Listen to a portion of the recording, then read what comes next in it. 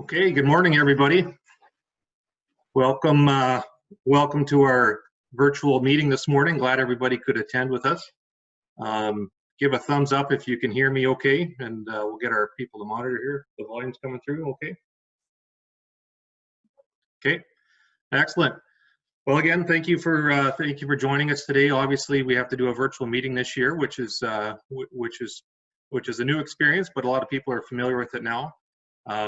We had a busy year here at SaskFSA this year, and we're looking forward to telling you a bit about our activities, the challenges and successes we've had throughout the year, and what we're going to be looking forward into the year before.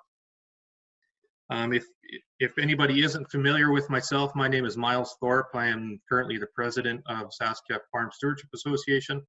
I am a landowner and farmer in the southeast part of the, or east central, I guess, part of the province in Spy Hill area. We're a mixed grain farm there. And if you want to follow me on Twitter, you can go to @ThorpeAg as my Twitter handle as well. For those of you who aren't familiar with Sask Farm Stewardship Association, I'm going to run briefly through a bit of our background and who we are. So SaskFSA is a group that advocates on behalf of the Saskatchewan farmers, interacting with all levels of government influence, policy and legislation for agriculture, land and water management. So we are a very narrow focused group, strictly focused on land and water management and how it affects us as landowners and farmers. So SaskFSA looks to bring a balanced approach to policy while representing the interests of landowners, valid concerns about drainage, respect for the environment, and the need for producing healthy food in Saskatchewan. So again, we are a very strictly focused group based on land and water management and how it affects our own farms and the environment around us. This is our meeting agenda here for the day. Obviously, we can't meet in person this year, but we do have a couple speakers here, ourselves, SaskFSA and Water Security Agency. So at 9 a.m. right now, we're going to give you the update on mitigation and the association update. I'm going to turn it over to Candace Mitchke here very shortly. At 10 o'clock, we're going to have a Water Security Agency update on the pilots, the policy, and the people. Sean Jakes, Tim Highmore, Doug Johnson, Brian O'Byrne, and Patrick Boyle are going to join us from Water Security Agency. And following that, we will have a question and answer period. So with that, with this, we're going to have, it's a little shorter agenda than maybe some years versus a full day meeting. But our plan is, Candace will tell you a bit more about it as we go, is we're going to hold some more virtual meetings and webinars throughout the year to cover off some of the topics that we may have covered in past presentations at our AGM. So that is our agenda for today. Can I have someone via the chat adopt this agenda for the annual meeting today? Kyle, can you tell me when someone does that? If someone.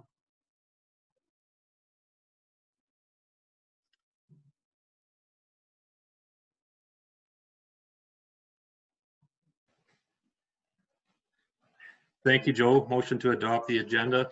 A seconder on that motion.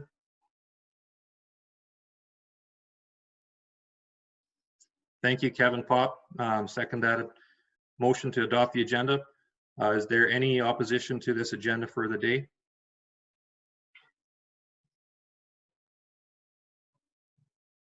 Okay, thank you very much. That worked fairly well.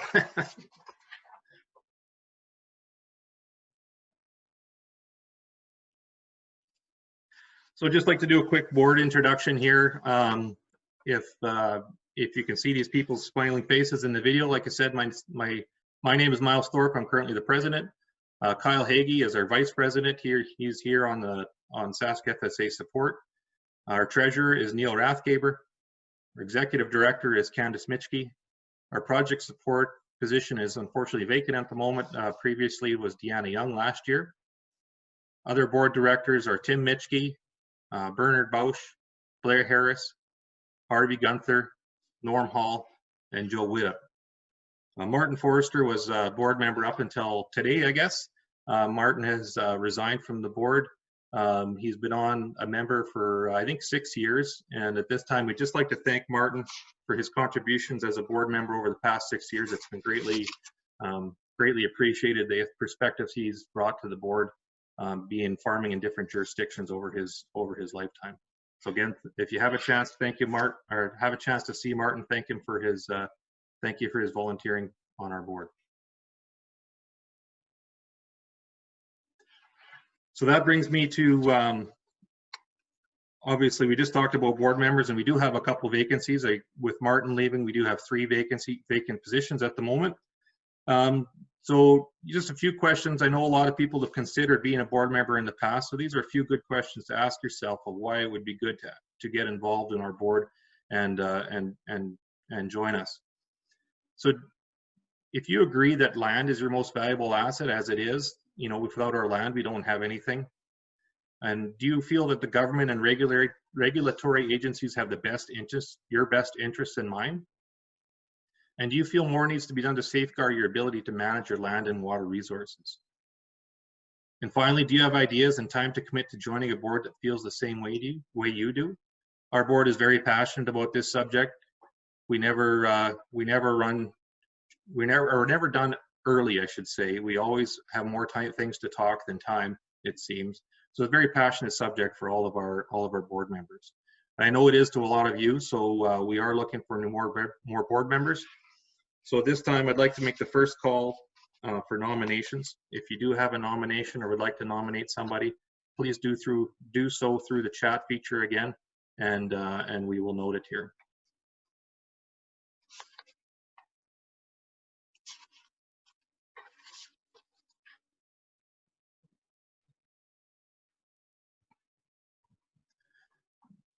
So finally, just to follow up a little bit of SaskFSA's vision, this is a statement that we like to speak on every year, and this really describes who we are and what we're about. So the vision of SaskFSA is to advocate for progressive land and water management policy driven by agricultural landowners and supported by the citizens of Saskatchewan. So like you see, you pick out the buzzwords in there. We're advocating on land and water. So we're obviously still very focused on this issue. And we want something that's driven by ourselves from our peers that works for us is the solution that we need. And that's what we strive to go for.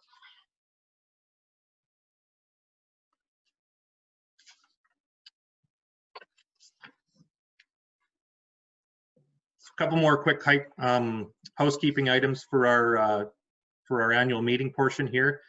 Up right now are our 2019 annual meeting minutes. We need to run through these quickly. Do I need to read them? Read them all out, I guess. We have them, you could just take a quick read through here. They're up on the screen.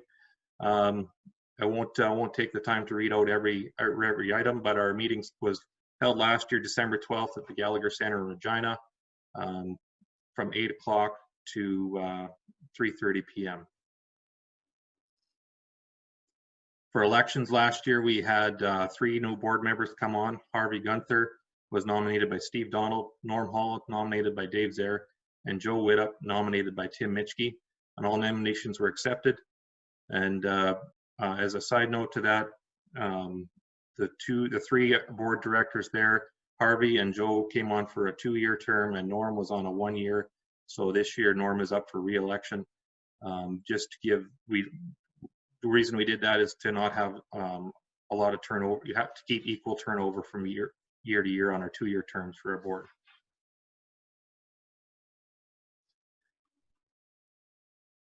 Okay, if you've had a minute to read through there, could we have somebody adopt these minutes as read, please?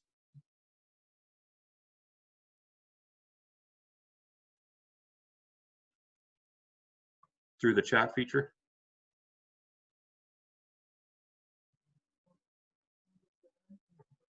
Okay. Thank you. Clement Dion adopts the meetings. Jonathan Adams seconds. Thank you guys for doing that. Any opposition to these meeting minutes from last year?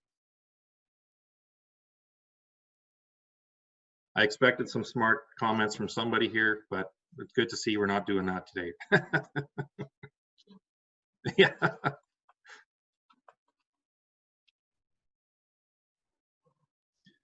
Okay, with that, that's a bit of a background on our quick start to our meeting here.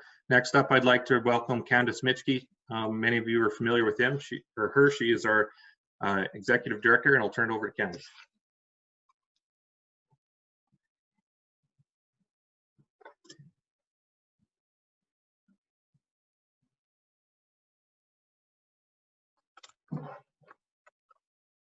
Good morning, everybody. I would much rather see all of your faces in person. So we're just gonna have to bear with this today. Okay. So for most of you, I think most of you actually know who I am. For those that don't, as Miles said, I'm Candace Mitschke, and I've been Executive Director of SaskFSA for 5 years now, which I figured out yesterday, actually. My background is agriculture and communications. I grew up on a grain dairy farm and still love being part of the farm. I'm a professional agrologist, and I also work with an independent crop retail, Sharps Crop Services. Agriculture runs deep. I have said this before, agriculture is the best industry to be involved in. I work with SaskFSA because I believe in the mandate of this organization and that farmers need a unified voice when it comes to land and water management. So some of you may recall this slide from our 2019 AGM. We had a consultation at the end of our AGM last year, and it was very clear that further education and consultation was required to develop different ideas and solutions when it comes to the agriculture mitigation policy. 2020 started out as a really great year. We held our board strategy sessions in January, joined briefly by Tim Highmore and Lyle Stewart, and we were definitely on the right track. The plan was to travel the province and begin our mitigation consultations starting in March. And then what just happened?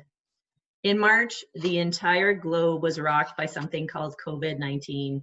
It took us 1 month to reorganize and change the meetings to an online platform, organize participants, and execute the focus group sessions throughout the month of April. For those participants on this call today, thank you again for taking part of that project. While the biggest economic driver in this province was taking place in May, data was being analyzed and the report was being assembled. We presented the final report to Minister Ottenbright and WSA at the end of June. I'm now going to provide you with a brief recap of the focus group report. This is where it gets a little bit technical, so please bear with me. It was very important that this project could not be discredited, that it was unbiased and done professionally.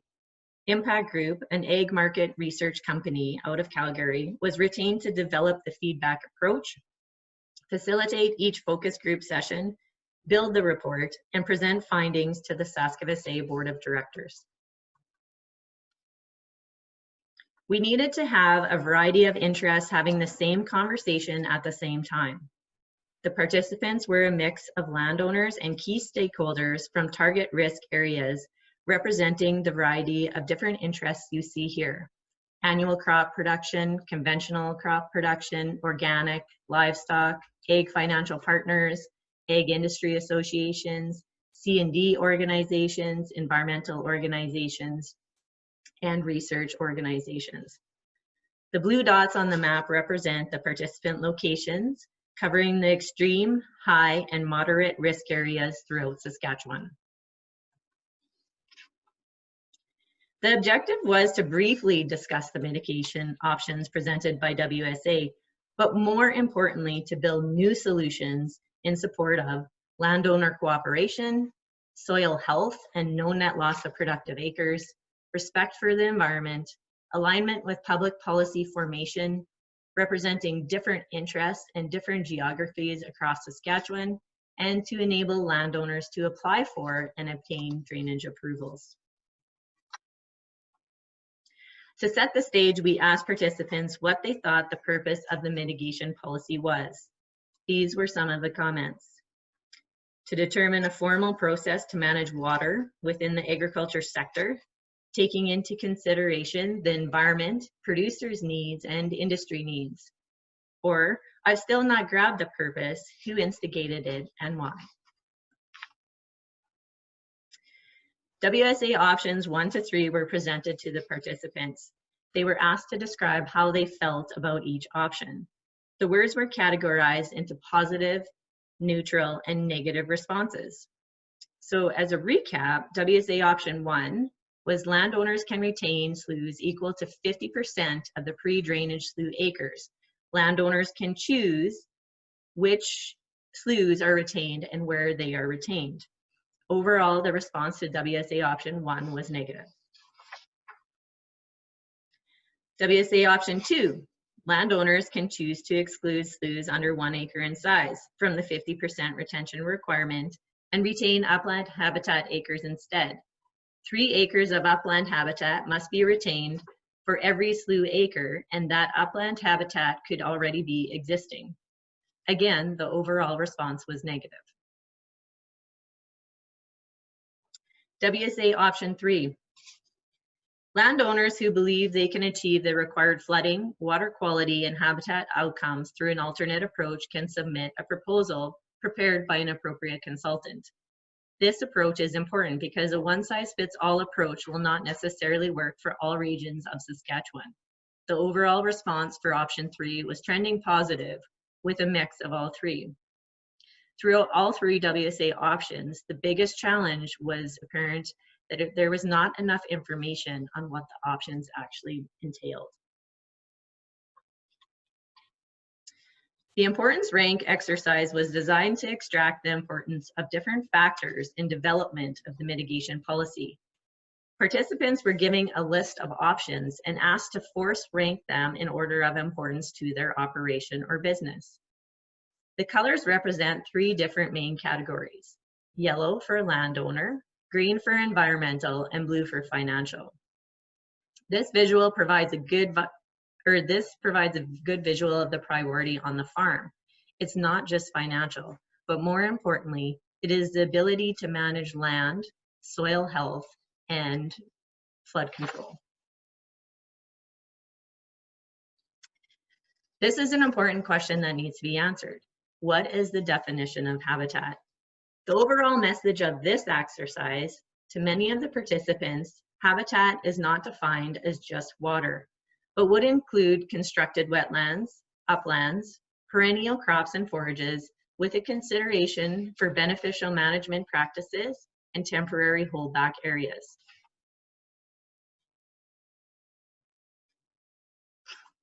To expand on this, participants were then asked to assign a valuation, comparing different types of habitat compared to the value of a natural wetland. For example, 1 acre of a constructed wetland is 1 acre of a constructed wetland equal to have more value, less value, or no value compared to 1 acre of a natural wetland. It was clear that natural wetlands are not the only habitat that has value or that needs to be considered when we speak habitat. Participants were then asked to develop their own alternative solutions they thought could work for their farm or their association. These ideas were shared verbally with the group, summarized and organized into categories on digital post-it notes for each session. This is just an example. Once the solution categories were defined from the session, each participant was given $100,000 in fictional money and asked to invest in their top 3 categories. The top 5 categories of investments were baselines for exemptions, focus on managing water, landowners' right to farm or drain, WSA improvements and transparency, and landowner input and value. Expanding further into alternative solutions, SaskFSA, along with landowners and industry partners, developed 5 mitigation solutions to present to participants to learn what they would agree with, disagree with, or what was a preferred option. The Sask landscape is diverse, as we all know. This is where it gets a little bit complicated and technical.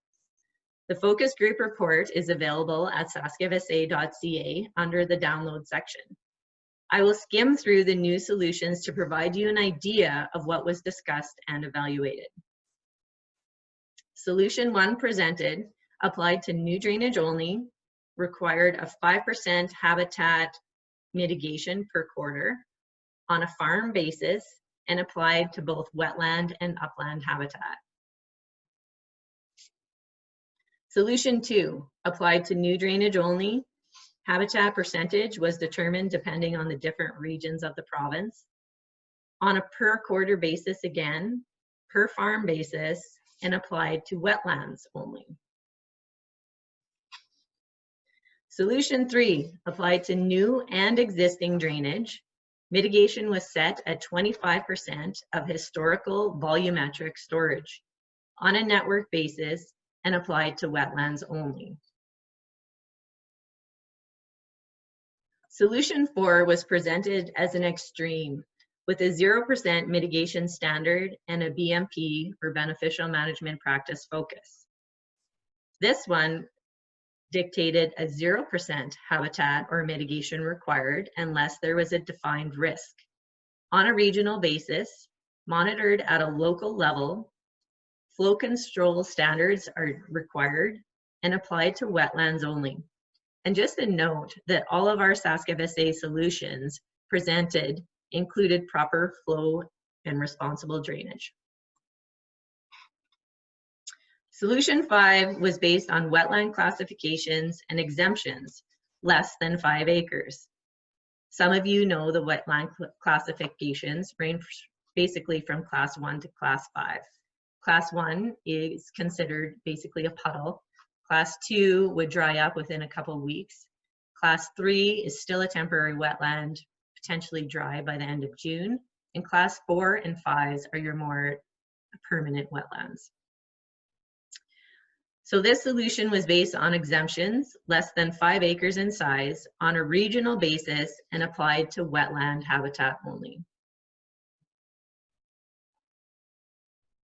Overall support for the new solutions ranged around 50%.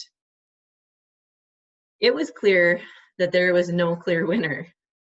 It was also clear that participants are looking for more information to make informed decisions. No matter the solution, it needs to be simple, flexible for land, regional, habitat, and climatic variations across the province. A one size will not fit all. The following observations and conclusions were determined by Mike Clausen and Craig Manis of Impact Group. These can also be found in the online report, and I will just highlight some key points. It seemed clear that collaboration with landowners is lacking, but is desired and expected. There is willingness for agriculture to be part of the conversation and part of the solutions. Majority of the participants have concern over the 50% mitigation and are wondering where it came from and what problem it is trying to solve. Landowners' right to farm and drain is an area of great concern. Many of the current options and proposed policies will limit their rights as land and business owners. Participants were hopeful that they would not have to compromise productivity to save the environment. There has to be a way that both objectives can be accomplished. How farming and drainage is viewed by the public is important to landowners. Expanding the thinking to what works for Saskatchewan as a whole is important. What farmers already contribute to mitigation and habitat through beneficial management practices is not well known. A reoccurring question or topic that came up was, why the focus on habitat in restoration? We have lots, when the focus should be on managing agriculture water properly. Overall awareness on the details about the WSA mitigation policy was very low. Lack of details and transparency can create confusion. disinterest, and fear. Simplify was a common group theme in each group of participants. Simplicity is a key component for farmers' willingness to support an option. Exemptions was a topic that surfaced frequently and with passion. Exemptions will help simplify policy requirements and encourage voluntary compliance. Participants identify that different parameters should be in place depending on the region that you are in.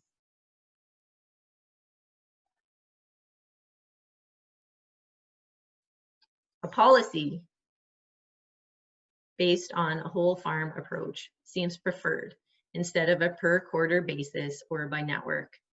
This allows for landowners to have more flexibility within their own land base.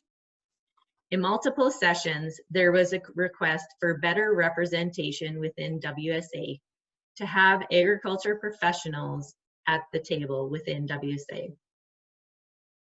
Policy has to make sense for the business of agriculture, otherwise you will not have buy-in from food producers. And there is fear over losing control of business and owned land. An expanded definition of habitat is preferred. Landowners are skeptical about the need for a third-party consultant on small and existing projects. They know where the land is and where the water is. That being said, most agreed that on larger projects, a consultant is a benefit. And lastly, farmers do not expect to be compensated for what they do to improve their land. But if you are taking it away, then you'd better provide compensation. The overall summary on behalf of impact groups: the notion of farmers restoring wetlands does not seem logical. Regulation over time is the norm. That regulation needs to be clear, simple, and flexible enough to provide the greatest opportunity for voluntary compliance. Buy-in will not happen if there is not appropriate communication, representation, collaboration, and transparency at the policy development and review stage. There is confusion about what the problem that mitigation is supposed to solve. What is the problem? The smaller slough areas and temporary potholes will be very hard to gain landowner agreement on as wetlands, largely because it doesn't take much to get these areas into productive farmland, and it takes a lot more to make them into a sustainable wetland. Landowners take pride in land ownership, and often that land has been in their family for generations. Just by a show of hands in my audience, because I can't see you necessarily, put your hand up if you actually have a generational farm. You've got any hands up? Yeah, lots of hands. There seems to be a lack of public awareness around the positive steps that landowners are already taking. Food producers are nervous about the policy up for discussion, that it has the risk of taking current and potential acres out of production. And the solution will feel much less restrictive to production agriculture if landowners participate in developing a workable solution. There will be no buy-in from landowners on mitigation initiatives when they feel their solutions are not heard.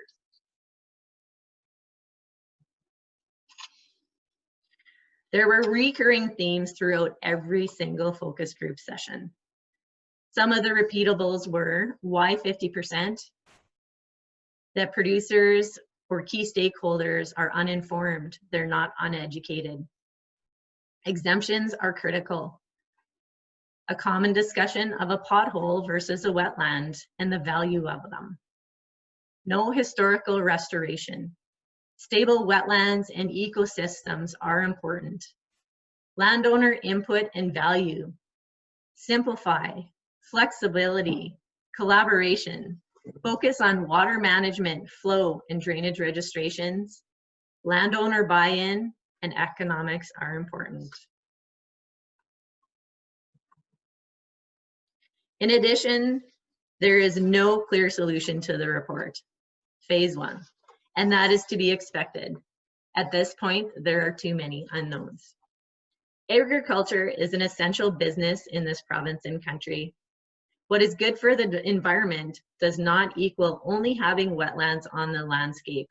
Soil health, efficient use of inputs, stable wetlands, and flood control also needs to be evaluated.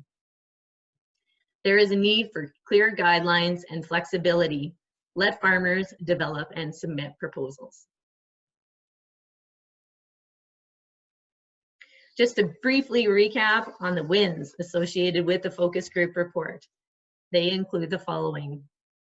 The focus group report was very detailed, compelling, and informative. A direct quote from Minister Ottenbright. The science for the 50% mitigation was called into question. Further science, consultation, and economic assessments are required. Demonstration projects will have an important role, and SaskFSA has been asked to continue to provide solutions. We will continue the mitigation conversation through development of a regional mitigation or offset flowchart, working with SaskFSA members and WSA. That wraps up our focus group, our major project of 2020. Now on to a few other important items to mention. Conversations about agriculture water management are happening every day, and more. Are you involved? To give you an idea of some of the conversations, the Graduate School of Public Policy held an event this November, addressing various topics all relating to ag water management. Some good conversations and information throughout the presentations. What was disappointing was that during this event, it was stated that agriculture is the single largest source of nitrogen and phosphorus pollution, using a US infographic and data, but labeling Saskatchewan agriculture the same. There is a series of webinars happening over the next couple months, again around Saskatchewan ag drainage, hosted by the Citizens Environmental Alliance. Many of these conversations are centered around the negative impacts of ag drainage, whether real or perceived. What is missing is the environmental, economic, and social benefits of responsible agriculture drainage and the BMPs of agriculture. Miles Thorpe, our president, actually spoke at this conference last year. The Canada Water Agency is being developed. In 2019, Global Water Futures issued a public call to action for modernization of Canada's water institutions, governance, policies, and legislation across the country. Again, this will likely have an effect on Saskatchewan agriculture water management. The Water Council of Saskatchewan. Monthly meetings focused on collaboration of key stakeholders, Saskatchewan industry and associations, to prioritize Saskatchewan water issues and opportunities, including an inventory hub for current and historical water data in Saskatchewan, best practices on water use, conservation, and mitigation, and federal and provincial legislative mandates. And the universities, both the U of S and U of R, have ongoing projects. SaskFSA and some of our members were involved in phase 1 of the Prairie Drainage Governance Project to assess the conflict around ag drainage in Saskatchewan. SaskFSA will be involved in phase 2, involving the fuzzy cognitive mapping. My brain's starting to get fuzzy staring at my screen. I would rather all be seeing you in person. Have I mentioned that? There are many researchers at work at the Global Water Futures focused on water management, risk, and quality. All these groups are talking about how agriculture water, or essentially your farm, should be managed. This is the exact reason SaskFSA was formed, to represent the landowner in these conversations. Back to SaskFSA in 2020. SaskFSA had an important project this fall, partnering with APAS as organizing partners to ensure that agriculture was on the agenda for the October election. Access Communications and Sean Haney of Real Agriculture were our media partners. Sean gets it. He gets policy, he gets agriculture, and he gets drainage. And Miles did an excellent job as a panelist. I think we should all give him a virtual muted round of applause. He's blushing. Responsible drainage was one of the 7 topics discussed during the forum. There was great conversation around drainage during the forum and on the Real Ag Radio podcast leading up to and after the event with Todd Lewis. You can find the broadcast on realagriculture.com. Cabinet Shuffle was announced in early November, and we are looking forward to working with Minister Hargrave, the minister responsible for the Saskatchewan Water Security Agency. Watch out 2021. Just to do a quick recap on projects that are on the agenda for 2021, include development of the regional mitigation or offset flowchart, working closely with SaskFSA members and WSA. Monthly membership engagement. We want to encourage more information, more updates, regular WSA updates. So we will be doing that through an online Zoom platform through monthly membership engagement. And when we can actually get out into the field, we hope to do an April-spring runoff field tour, of course, socially distanced in the field, as well as an August tile drainage tour focusing on targeted tile drainage, and potentially a targeted tile drainage workshop. Of course, we will always have a strong focus on drainage policy development throughout the next year and development of an online membership portal, along with a media focus for members to tell their story. If you have any other ideas we should know of or consider, please do get in touch with us. We would love to hear from you. Okay, I am almost done. Thank you everyone for attending our presentations this morning. I will hand the presentation back over to Miles here shortly. I would just like to do a special call out to the SaskFSA Board of Directors. Their experience and ideas are truly invaluable. They work hard for all Saskatchewan landowners, and they do it at their own expense and their own time. We also have some key SaskFSA members that are extremely dedicated to SaskFSA mandates, and your time and your support is extremely and sincerely appreciated. Thank you.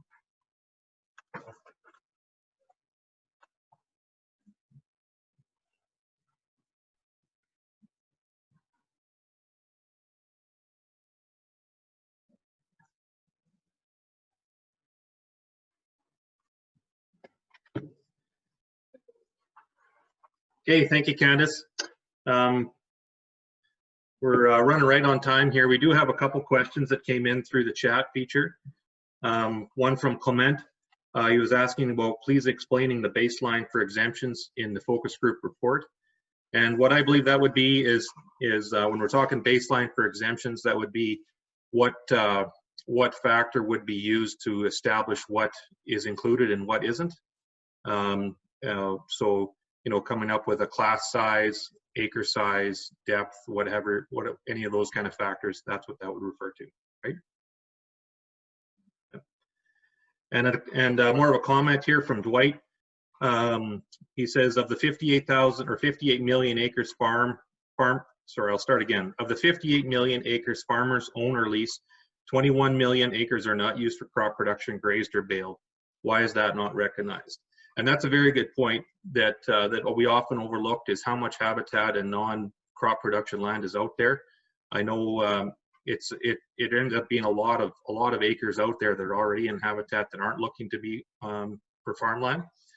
And our SaskFSA membership, in addition to that, have, you know, we represent about 1.1, 1.2 million acres, but there's an additional 20% that is owned or leased with our membership that is in like you said, non-crop production acres. So it is something that we do need to recognize, absolutely, and push for.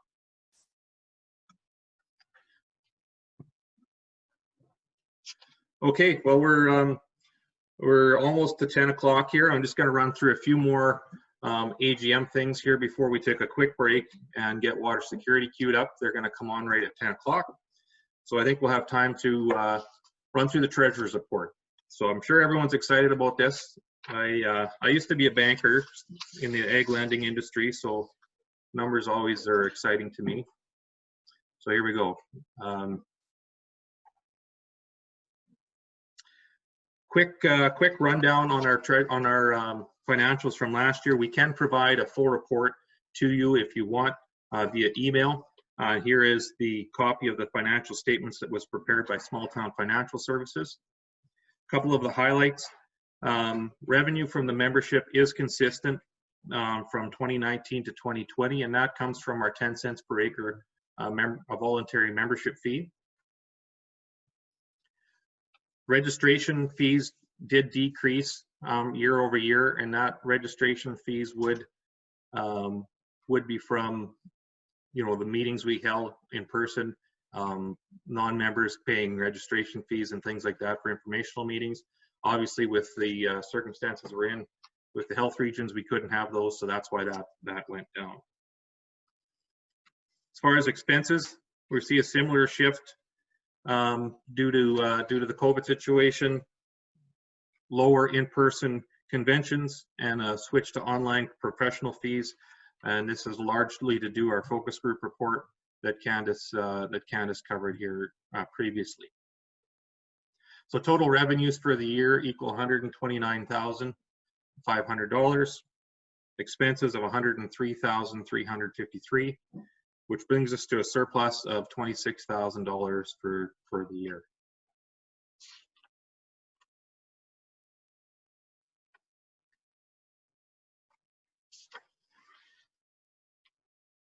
Moving forward to 2021 for our budget for the next year, top line membership growth. We have after our planning meetings and in January, we've really tried to get a 5% or more larger growth of acreage or of membership per year. So that would bring us to a membership budget of $125,000. We're looking to retain our Friends of Farm Stewardship. I will touch on who those are in the next couple of slides. So that would bring us a total revenue of $135,000. We're anticipating a slight increase in advertising and communications budgets for the next year, just given our focuses and our goals. Professional fees and things will stay static to year after year. We don't anticipate any changes there. Salaries, we will see a slight increase to the exec director due to increased workload and a wage increase to $50 per hour, and an increased workload due to not having an administrator on staff. As Candace mentioned, we have board honorariums slated for $11,000, and as you can see, we budgeted every year, and our board members have voluntarily chosen not to take those year to year. So again, if you have a chance to thank any of those board members for their time and financial contributions that they give on their own, please do that, because it's there is a lot of mileage and time put into this. Was there any questions come up on the financials at all? Okay. So that's our financial statement and our budget for this year. Could I have someone via the chat please move to adopt the financial statements and the ongoing budget, please?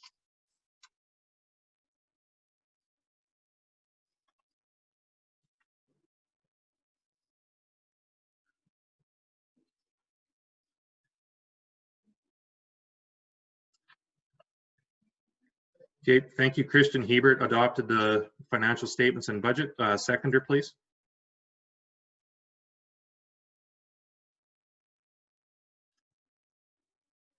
Thank you, Cam Weeb. Second. Is there any opposition to this financial statement and budget? Great.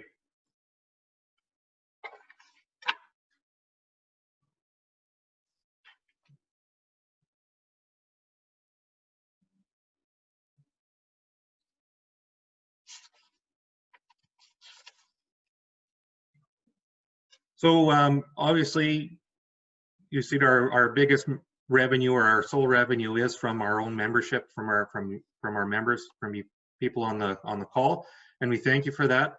For those of you that aren't familiar, our membership is based on productive acres that you use for crop production. So if you farm 3,000 acres, it would be 3,000 acres times 10 cents per acre for a membership fee of $300 per year. The minimum fee is $100. Just felt that the minimum is 100 or 1,000 acres. We initially went to a 10-cent per acre fee. So we felt that a farmer, regardless of their size, gets a benefit out of this organization on every acre. So that's why we went to an acre membership fee rather than a blanket fee per member. It's easy to sign up if you're not a member. You can go right on the website here. This is a screenshot from our website. Put in your productive acre, your unproductive acres, and add to cart, and it will automatically pay. You can pay securely through your credit card or mail us a check. Membership renewals will be going out here. We are looking to come up with some easy ways for people to renew and pay. Some online invoicing and secured paying through either Pay Firma or QuickBooks Online, which we can take your credit card and have it paid quickly and easily.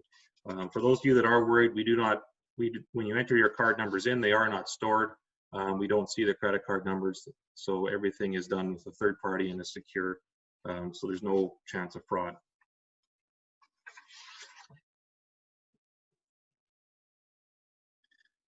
Friends of Farm Stewardship, like I said, we'd like to thank these businesses and associations for helping support us. Any of the funds that they have given to us aren't used for day-to-day operations. They are directly focused at best when managed initiatives such as producer information meetings, tours, our focus group, or public awareness and communications. So if you'd like, I'd like to take a minute to thank each one of these sponsors, or Friends of Farm Stewardship, which is Principal Canada, Crop Pro Consulting, Northern Plains Drainage Systems, Farm Credit Canada, Dave's Diesel Truck and Repair, RM211 at Churchbridge, Precision Drainage Solutions, RM Langenberg, Bridgeview, Sharps Crop Services, and Ritchie Brothers Auctioneers. So if you have a chance to thank these or see these people or do business with them, please thank them for being a friend of our farm stewardship. We appreciate their support over the years.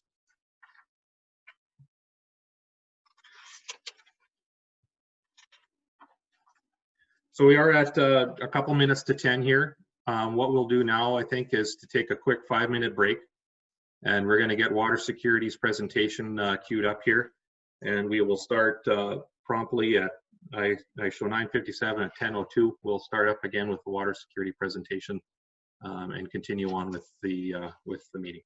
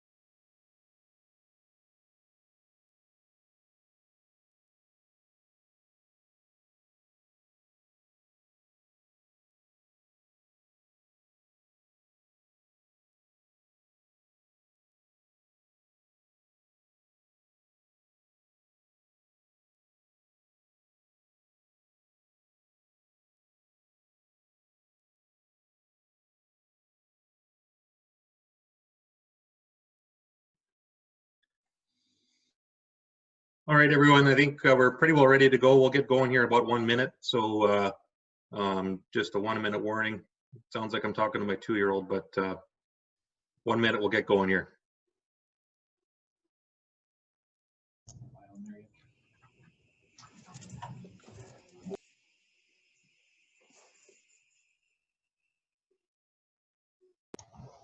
Good morning. Hi, Doug. Is that you there? No, Yeah, good morning. it's Sean. John. Okay. Yeah. Well, we'll get going again here. We'd just like to welcome Water Security Agency. We have a number of. They're going to take over the presentation here for the next hour or so. I would like to welcome. I know Sean Jakes is on. I believe, Sean, this is your first presentation to a group. That's what we were told as President of CEO of Water Security Agency. So welcome. Thank you. We'll turn it over to you, and we'll go from there. Thank you.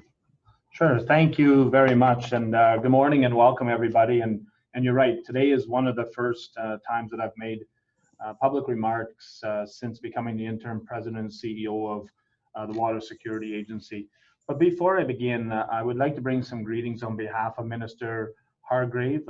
He wishes to send his regrets that he couldn't join us today. As you know, the House is sitting early on Thursday, so he was unable to attend, but he wanted to pass along his well wishes and wish you a successful convention. So what I have this morning is, an important message to deliver to you from myself and Minister Hargrave. I want WSA to have a stronger relationship with agriculture and key partners like SaskFSA. You have my personal commitment that the Water Security Agency is going to work with you in a more collaborative way on major issues like ag water management. And I know a number of you will likely know my background. I saw the participant list and I know a number of people on the call. But for those of you who don't, I'd like to just recap a little bit of my career briefly. So I've been working in both sides of agriculture for my entire life. First of all, I've spent my entire professional career, the past 29 years, working for SCIC.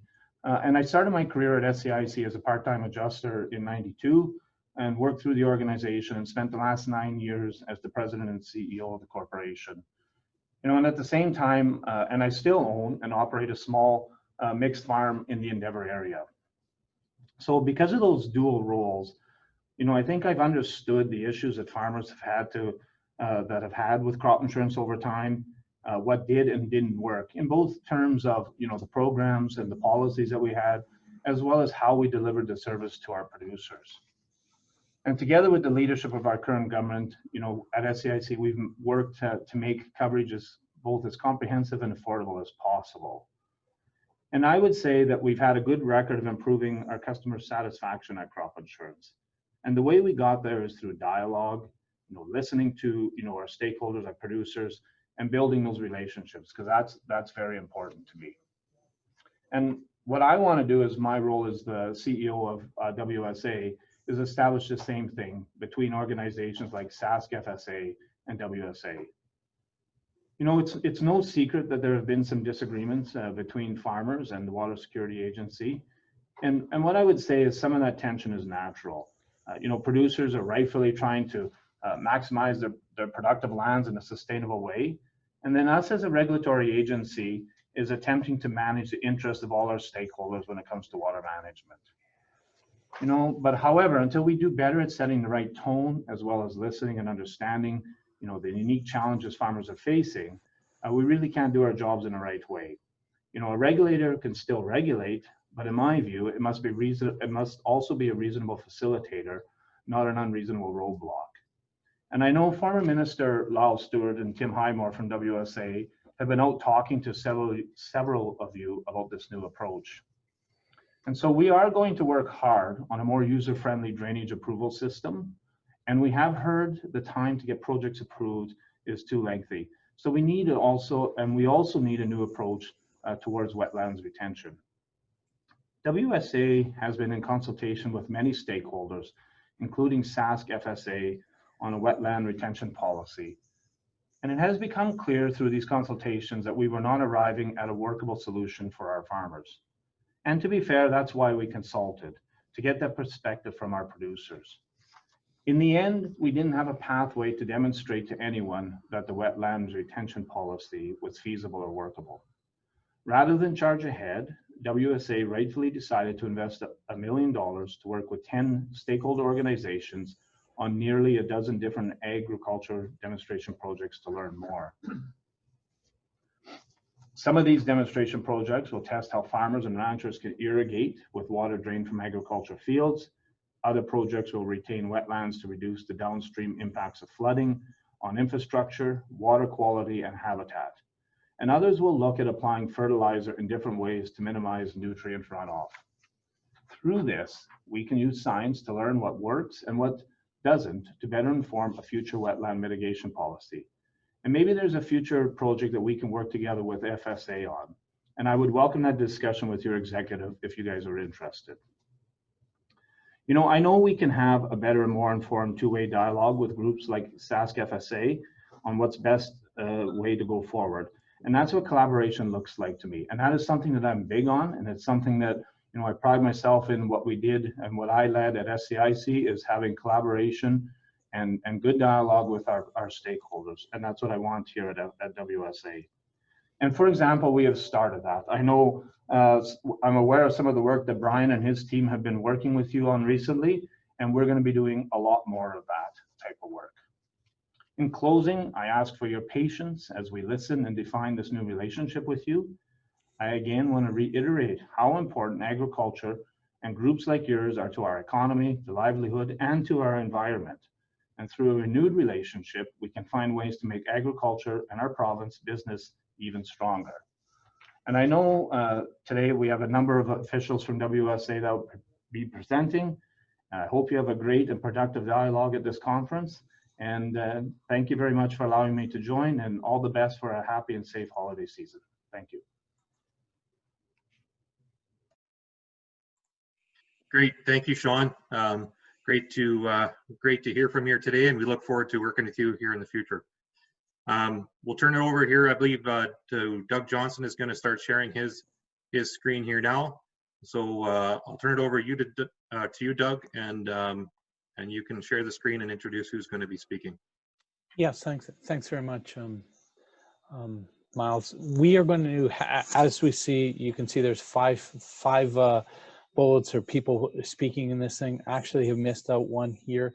We're first going to have Tim Highmore, our Vice President of Agricultural Water Management, speak. I will speak about demonstration projects. We will have Patrick Boyle speak about communications very briefly. Brian Oborn will carry through the rest of the process, talking through this presentation, and then we'll have some time for discussions and questions. So I'm going to turn it over to Tim now. Tim, you're up. Miles, can you hear me okay here? Yeah, loud and clear, Tim. Yeah, I don't know if you guys can help. I can't hear you guys, but if you can give me a thumbs up that you can hear me, okay. I really don't have. I'm only going to talk for like 1 minute here.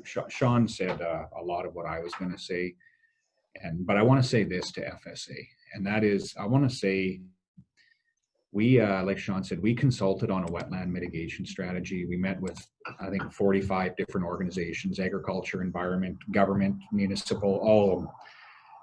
And what we realized is that we didn't have a workable formula for a lot of different sectors, agriculture in particular. And like Sean said, we decided to slow down and take a breather, and we're going to do some demonstration and research projects. That's what Doug's going to talk to you about here right now. But what I really wanted to say, guys, was thank you to FSA. And I know we presented at your conference last year. I know Etienne Salode gave you a presentation. But what your members probably don't know is we met with FSA a number of times in different meetings. I wrote down, I'm probably missing some folks here, but Miles and Kyle and Candace and Neil Rathgaber and Blair Harris, and I'm sure there was more. I just didn't write them down here. They came in and they reviewed our data with us, and I will tell you this, it made a big difference. In that's what consultation's all about, and partnership, and FSA helped us, and on behalf of the government, I want to say thank you.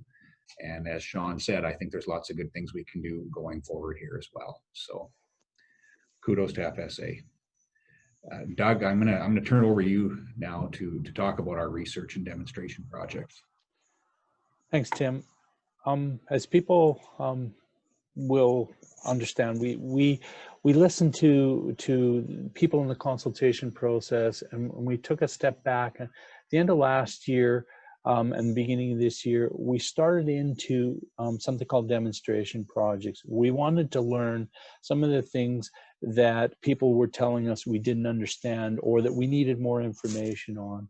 So we went to 10 industry partners and we partnered with them with a $95,000 grant, and we wanted them to do certain things with us, to work with us. We wanted to get some on-the-ground projects, and we wanted to get those projects over the finish line with approvals. So we went to the Saskatchewan Association of Watersheds and asked them to help support and provide qualified persons for ag producer-led demonstration projects. We went to the Irrigation Projects Association and asked them if they would hire some consultants to work with ag producers to lead out irrigation demonstration projects. I'm going to talk a little bit more about that particular project as we go on. We went to the Heavy Construction Association and asked them if they could help us articulate, discuss the impacts of drainage on RM infrastructure, really demonstrate the situation where there's drainage and then managed drainage, and figure out what the impacts would be on changes of impacts on RM infrastructure. We also wanted them to develop some tools for the RMs to help develop better crossing infrastructure. We went to PAMI and we asked them to investigate the economics and agronomics of ag producer demonstration projects, to get down deep into the data, to look at yield data, to look at salinity, and looking at farm economics and agronomics. We went to Saskatchewan Wildlife Federation. We asked them to investigate the impacts of drainage on wildlife habitat and what the impacts might be on the expected species responses. In other words, what's there and what's not there that you might expect on a landscape. We went to Saskatchewan Research Council and asked them to help us investigate the hydrology and drainage impact of ag producer demonstration projects. This is tricky because the hydrology around drainage projects is someplace that there's not a lot of information on, so we want to work with them. We also went to 3 different organizations. We wanted to do some in-field demonstration research. We went to the Soil Conservation Association and asked them to develop a project to investigate variable rate fertility management and look at the impacts in that study. We went to Discovery Farms and asked them to look at residue management and nutrient management practices to reduce the impacts of drainage on downstream water users. Went to stock growers and asked them if they would look at cover crop mixes and some interesting kind of cocktail mixes and what impact might that have on downstream runoff. So those are the 9 agencies. We went to the Saskatchewan Conservation Development Association and asked them if they would work on studying the threshold analysis, do a threshold analysis to figure out information for draft mitigation policy. So some of these projects are well on their way. Some of them have yet to begin. And some of that has been, as Candace has mentioned, the COVID situation. Some of it is just, we've got so many different things, and sequentially, we needed some projects ongoing before other ones could begin. So what's this? Well, it's colorful, but what this is work that we're doing with PAMI. So on the left-hand side, we've got an elevation model that we've gotten from LiDAR. We've put on there where creeks and systems show up in imagery and where the wetlands are.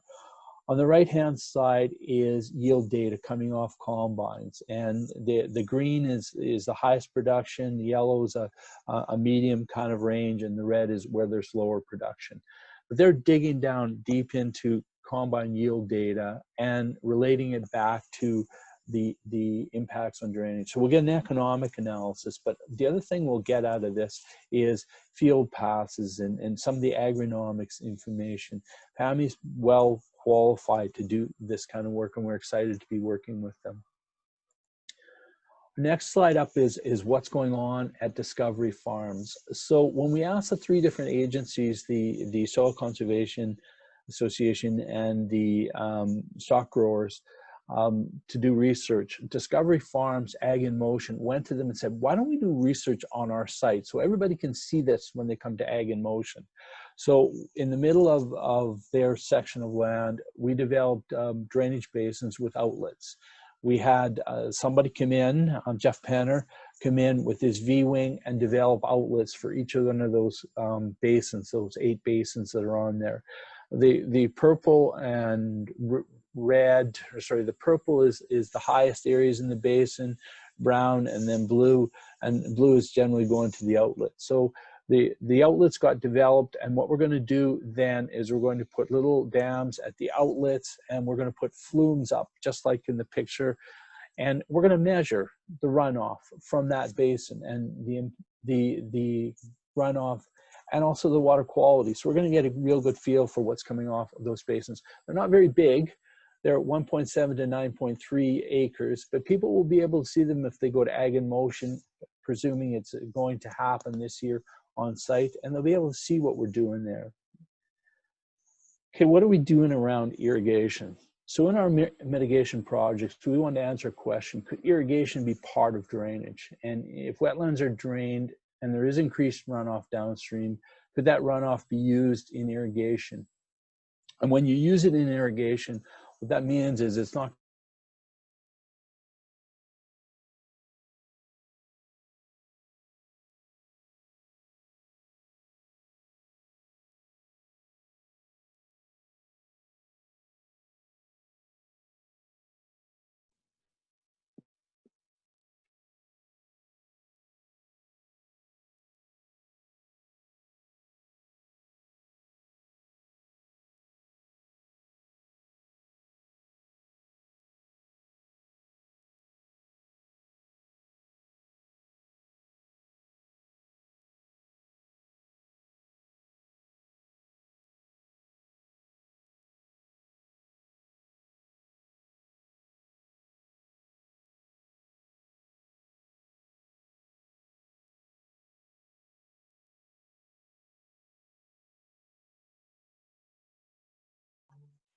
Looks like Doug lost his internet connection here momentarily, so we will you'll get in touch with him and get him back connected here and continue on here in the next minute or so. So just bear with us. We'll be back started here again very quickly.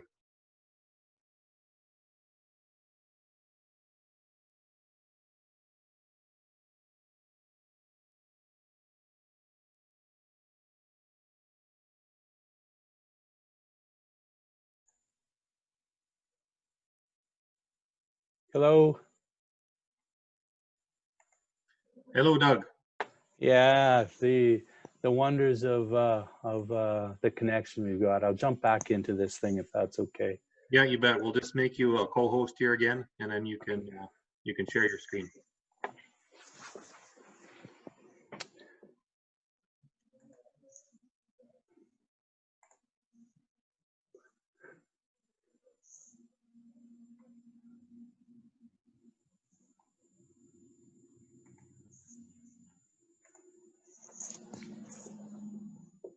Okay, Doug, I got you as a co-host. Are you able to share your screen again? I am. So you have to, are you gonna start from the start again, or where are you starting from?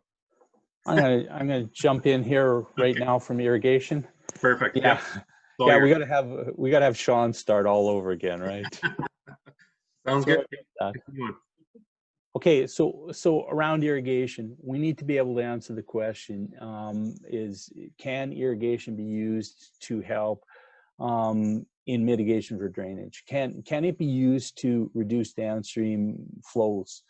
And what's the value of that? And so we've got some interesting questions. would the water make a difference? And so we've got 4 projects that we're looking at, 2 that are kind of conventional. One's going into the Quill Lakes and one is in the far west part of the province. And then we've got 2 that are opportunistic, using whatever water they can to irrigate. One is in the Langenberg area and one is in the Davidson area. So we want to know what the economics and agronomics are going to look like. And we want to know if we can tie drainage approvals to an irrigation project. And the producers might in fact not be the same producers that are irrigating. So we want to look at that. So that's where we are with irrigation. And I think there's some exciting potential there. If we could reduce some inflows into the Quill Lakes with irrigation, that would be a benefit. We're working with a wide range of agrologists and industry partners. We got, on the left-hand side, we've got Discovery Farm Project. We're working with Jeff Shano on certain things, and we're getting some uptake from the Western producer. We're working with Lang C&D and the Arm of Lejour, looking at water quality as part of their approvals and part of the understanding of what's coming off the landscape into the Moose Jaw River Basin, into West Scanna Creek. We're doing some water quality monitoring as part of our research work.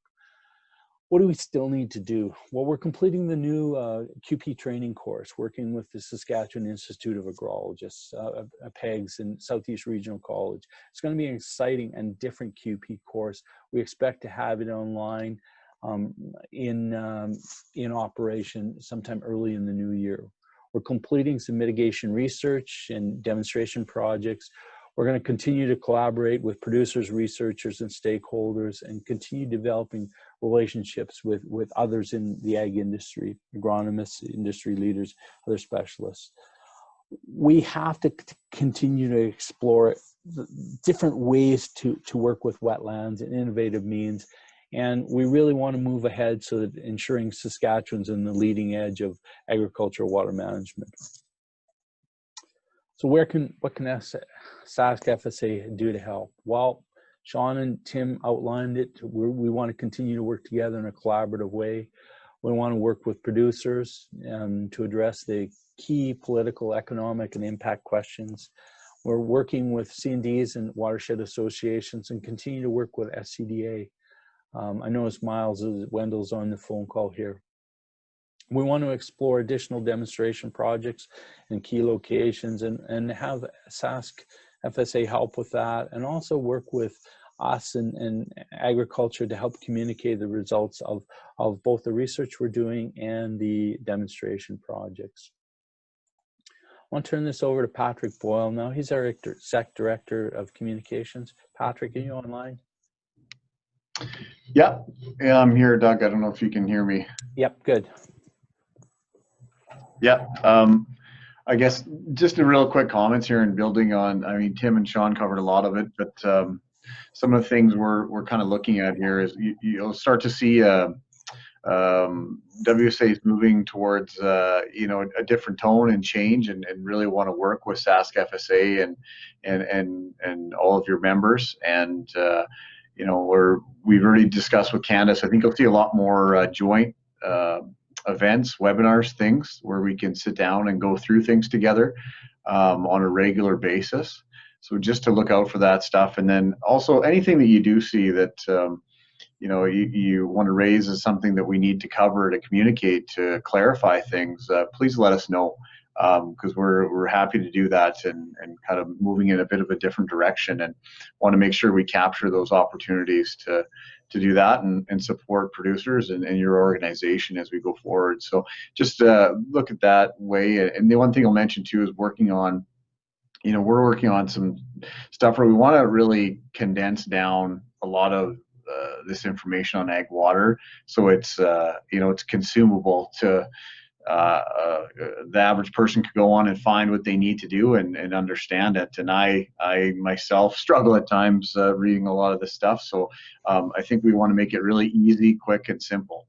And that's some of our goals just for going forward here. So just kind of leave it at that, Doug, I guess. Thanks very much, Patrick. I'm going to turn this over to Brian now, and I'll flip through screens and for Brian, and he will just talk. So I will course, Brian has the nicest sunset here, so I'm hoping that you know, it leads us into a good discussion. Brian, do you want to take over? I'll just ask, can someone tell me if they hear me? Yeah, you're good. Thank you. Firstly, I want to thank Miles and Candace and all the members for giving us the time here today. And this format seems to be working really well. I wanted to start with that nice opening slide there, because the next slide, of course, is all the challenges that we're hearing about. And we had a preliminary meeting, and we got a sense of the concerns, and we heard it in that consultation report. And you know, I'm not going to talk all through every one of these issues, but I'm just acknowledging that I think we understand the issues, we understand the concerns, and we're trying to find solutions going forward in terms of improving our application process. We certainly know about challenges with the request for assistance, the RFA, or the complaint process, some fairness questions there, some process questions there, questions about a lack of clarity in terms of what does it take to get a drainage approval, and why do things change or seem to change along the way. Where's the common sense? You know, do we understand the practical realities of agriculture in Saskatchewan today? Our various policies. I'll talk a bit about adequate outlet. We've talked a lot about wetland mitigation. I'm not going to get into that too much. The common wetland, or the shared wetland, or the wetland complex issue of a water body that straddles straddles two or more parcels of land, and how do we manage that with other landowners who may have different interests than drainage, and they may also there may be flooding that's affecting people, and we realize that, and without you know, we're in tune with that issue. I mean, Randy, we were out on your farm last week, and we'll be back again. Channel clearing, dealing with some challenges there, and really pleased to say and have had some good discussions with the RM of Churchbridge in the last few hours, in fact, and building on some good discussions last week with Smith Creek watershed representatives, Blackbird Creek, Ducks Unlimited even involved. You know, we're going to find ways forward to figure this out, and we know we have a long way to go. But understanding, maybe naming the problems, that's why I wanted to list this slide. Naming the challenges, the crown bed and shore question. What does it take to get land control for a project? Is our wetland classification and wetland inventory and drainage inventory accurate? We hear questions about that. Even Neil just texting this morning about LiDAR. You know, it speaks to the need for accurate elevations. And shockingly, we don't have province-wide accurate elevations of our landscapes, and that LiDAR is the only place you're going to get that. And we need to work together on getting more LiDAR, and SCDA is doing tons on this. I've been involved in some other projects with RM of Sherwood down near Regina on LiDAR procurement. A lot of the C&Ds are getting LiDAR. Well, let's have a LiDAR database that we can all share. Let's find ways of getting it. There is actually some more purchasing going on there through flood risk work with the federal government. Qualified persons. Do we have enough people? And we heard in the consultation that was reported this morning from Candace, maybe we don't need QPs for every project. So bigger projects, yes. Smaller projects, maybe no. We have some farmer QPs who could maybe do their own projects. Our flow control, erosion, water quality, these concerns, habitat, of course, the awareness, I took note of the point in the consultation report from Candace that farmers are not uneducated. That is true. Maybe we all need to be more informed, and that includes government. And urban. We hear a lot about what could water security do to help with the urban awareness of what agriculture is doing. We're hearing that message. And then certainly the last point about the C&D and the Watershed Association legislative review, I know that was raised. We're talking to SCDA next week as well. And we're aware of that, the importance of that review proceeding. I think the key questions on the right side, and I've spent a lot of time on this intro slide, but it's kind of my overview of what you're going to hear in the next few minutes. And we're trying to address some of the questions that have been raised. So Doug, if you could proceed. Where are we at with agricultural water management program? Going back to the regulatory changes that occurred in 2015, kind of set the stage to just make it clear what we're trying to deal with here. We're trying to manage potential impacts that have been resulting in quite a few complaints over the past number of years around flooding. Water quality is a concern. We've had a big discussion with the federal government over the last couple of years about impacts downstream and in crossing the border into Manitoba. A lot of that relates to water quality, not just flows, and of course habitat. And people ask, why do we care about habitat? Well, one good reason to care is that the federal government cares, and there is the Migratory Birds Convention Act with the which manages our relationship with continentally with the U.S. and Mexico about that habitat that the federal government cares about. These are all good reasons for the federal government to get involved in drainage. We want to demonstrate that we are providing leadership with our new program and that we're managing these potential impacts. And so the regulations got us on the clear definition of drainage, the things we have to consider with an approval, and also trying to streamline some of the issues such as reducing the need for easements, eliminating the need for easements on projects unless we want longer terms. And a few other things with those changes. So that's the underpinning, the legislative underpinning, and future reviews of our act will certainly try to improve things. But that was the starting point for ag water management. In the last couple of years, we've really focused on developing the policies that we need to help guide us, and some of those listed on the previous page. And yes, there's questions on some of those, and there's a need for improved transparency and understanding, and the workshops that Patrick mentioned. Those are the kind of things we can do to walk through those policies and also produce a streamlined sort of summary of what it means, because sometimes they look a bit like legislation, which sometimes needs to be communicated in a different way. And I think the last point on this slide is, with the changes that have occurred and the work that we've been doing, we've still managed to advance the program. And we have achieved, since 2016, April 1st, 3,300 quarter sections of approvals using the new approach. And some detail on that, there is the number.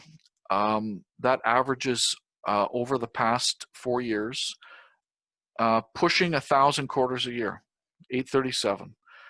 The complaints, which I think are symptomatic of maybe our program not working yet, and also several years of high precipitation, 1,098 complaints have come in since April 1st of 16. We've dealt with 6,100 of them, 610. We've got about 400 still on the books that have come in maybe the past few years. We have some long, complex ones that aren't resolved yet, but that's pretty significant. It's a lot of work. represents a lot of work. And yeah, there's some there's dismissals in there, there's closures in there, and there's approvals in there. A lot of voluntary compliance. Not too many orders. We've issued a few, but we've tried to work with the strategy of we're trying to communicate, we're trying to coordinate, trying to facilitate before we regulate. Regulations are our last choice. You know, we don't want to do it unless we have to. We're trying to advance a program and build support and awareness for it, and we need you producers and your association on board with us, and we need to earn your trust to get there. I think the other thing that's important is we have 9,500 core sections in the system right now.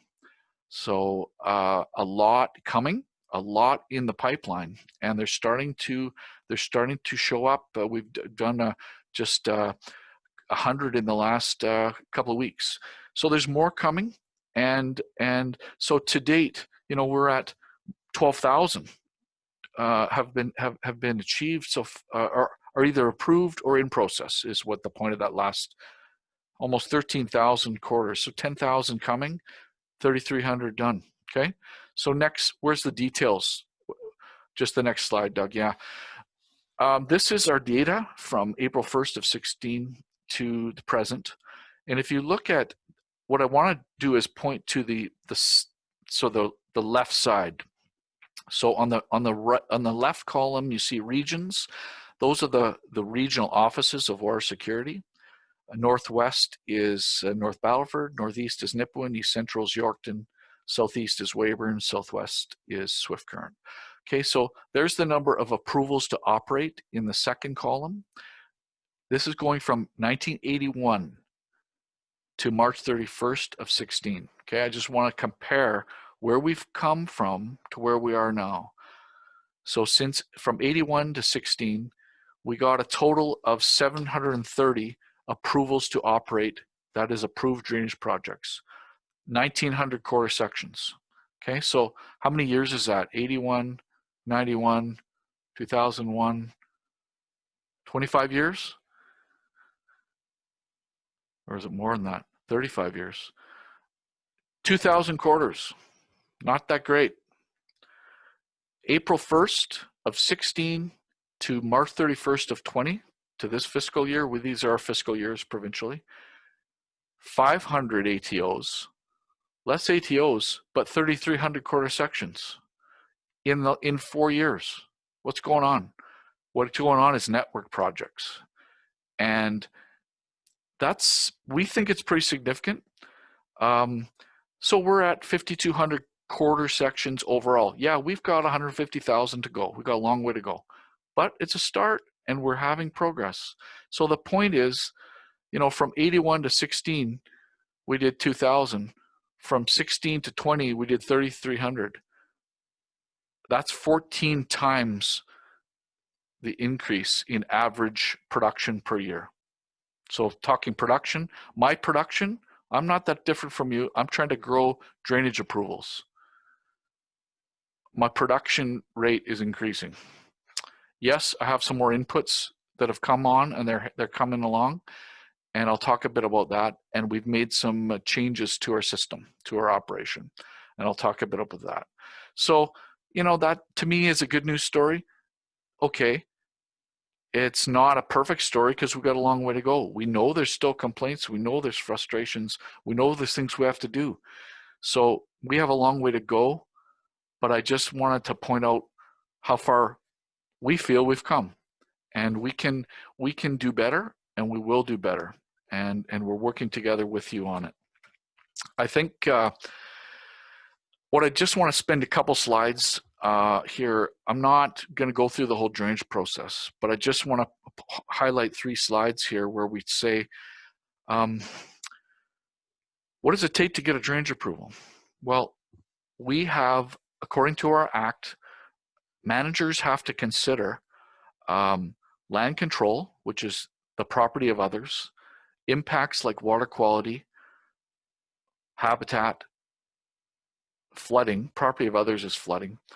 Land control, adequate outlet are key things. They'll come up in a sec. But we have to consider that, and it's outlined in a regulation. So that's where we come up with, why do we do drainage approvals?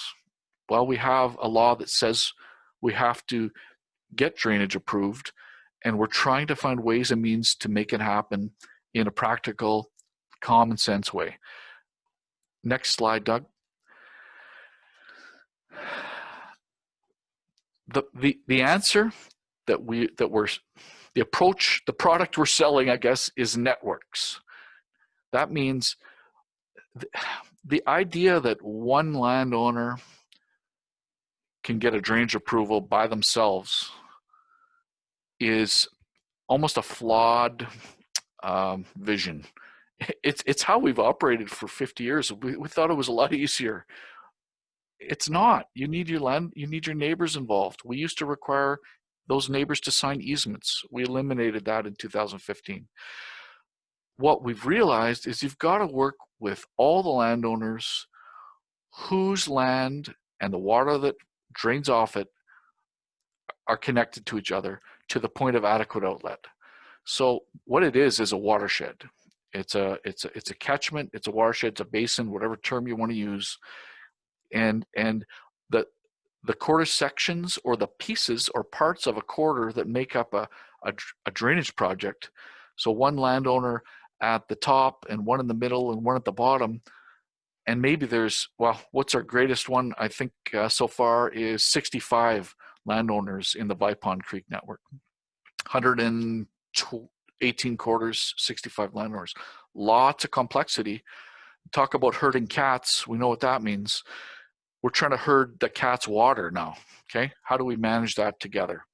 And that's what the network is. And that's when we get a network done, and we have less numbers of approvals going out, but more quarters getting done. This is why.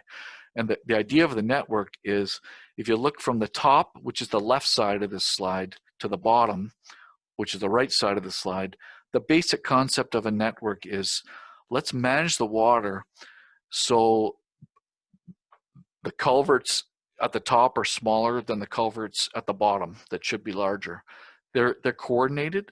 They're designed in a way with some hydrologic analysis behind it, maybe even some flow controls along the way that could be different size culverts, could be a gate. A lot of producers want gates. A lot of people hate gates. We can make it work. Another form of flow control, and it's the cheapest form of flow control, is a natural wetland. We can incorporate some wetlands into a project, and they can provide that flow control without spending too much money. Doesn't mean that if that wetland is on top of some valuable soil that's going to grow good crops and be high value and high value land and high value production, well, maybe we drain it, but maybe we store some water in another place somewhere else, because nature manages water better than we do. Let's use it. Let's use some of these free services that can be available to us. Let's incorporate some of this into a project. Okay, so I'm just saying, it's a piece of the puzzle. Let's not fight against nature, I guess is what I'm trying to say. Yes, we got to manage water and we got to make money. I think we can look at, with a network, we can look at all the pieces of the puzzle and make it work for everybody, including municipal infrastructure, which is a big cost that we can minimize and reduce costs for municipalities if we can think of all this together. Anyway, I've gone too long on networks. Go ahead, Doug. How do we get a project approved? The only slide I'm putting up is hiring a QP, qualified person. This is also recognized in 2015 legislation, the role of a qualified person. We maintain a registry of qualified people. It's growing. We have a lot of people who've taken the training. We don't have a ton of people who are doing work. Probably have 20, 25 out there right now who are doing good work, and we're trying to help them along, mentor them along, help some funding with some funding in some cases, co-funding. We're working with RMs, we're working with C&Ds, we're working with individual producers, and some producers are hiring their own. We can find ways to advance projects, but the key thing is to start with a QP who can help with a consistent, high quality application, look at that wetland inventory, make the contacts with the landowners, make it clear that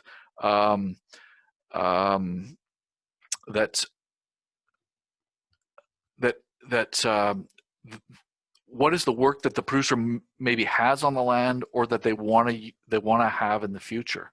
We can issue a drainage approval that doesn't get developed for years, but we can look at it together, starting with the network. Anyway, that's my point. QPs. Water security gets, I'd say, blamed for being too slow. Well, when we get a drainage application, and no joke, on the back of a napkin, in a sense, I just want to drain my water, that means we have to do all the analysis.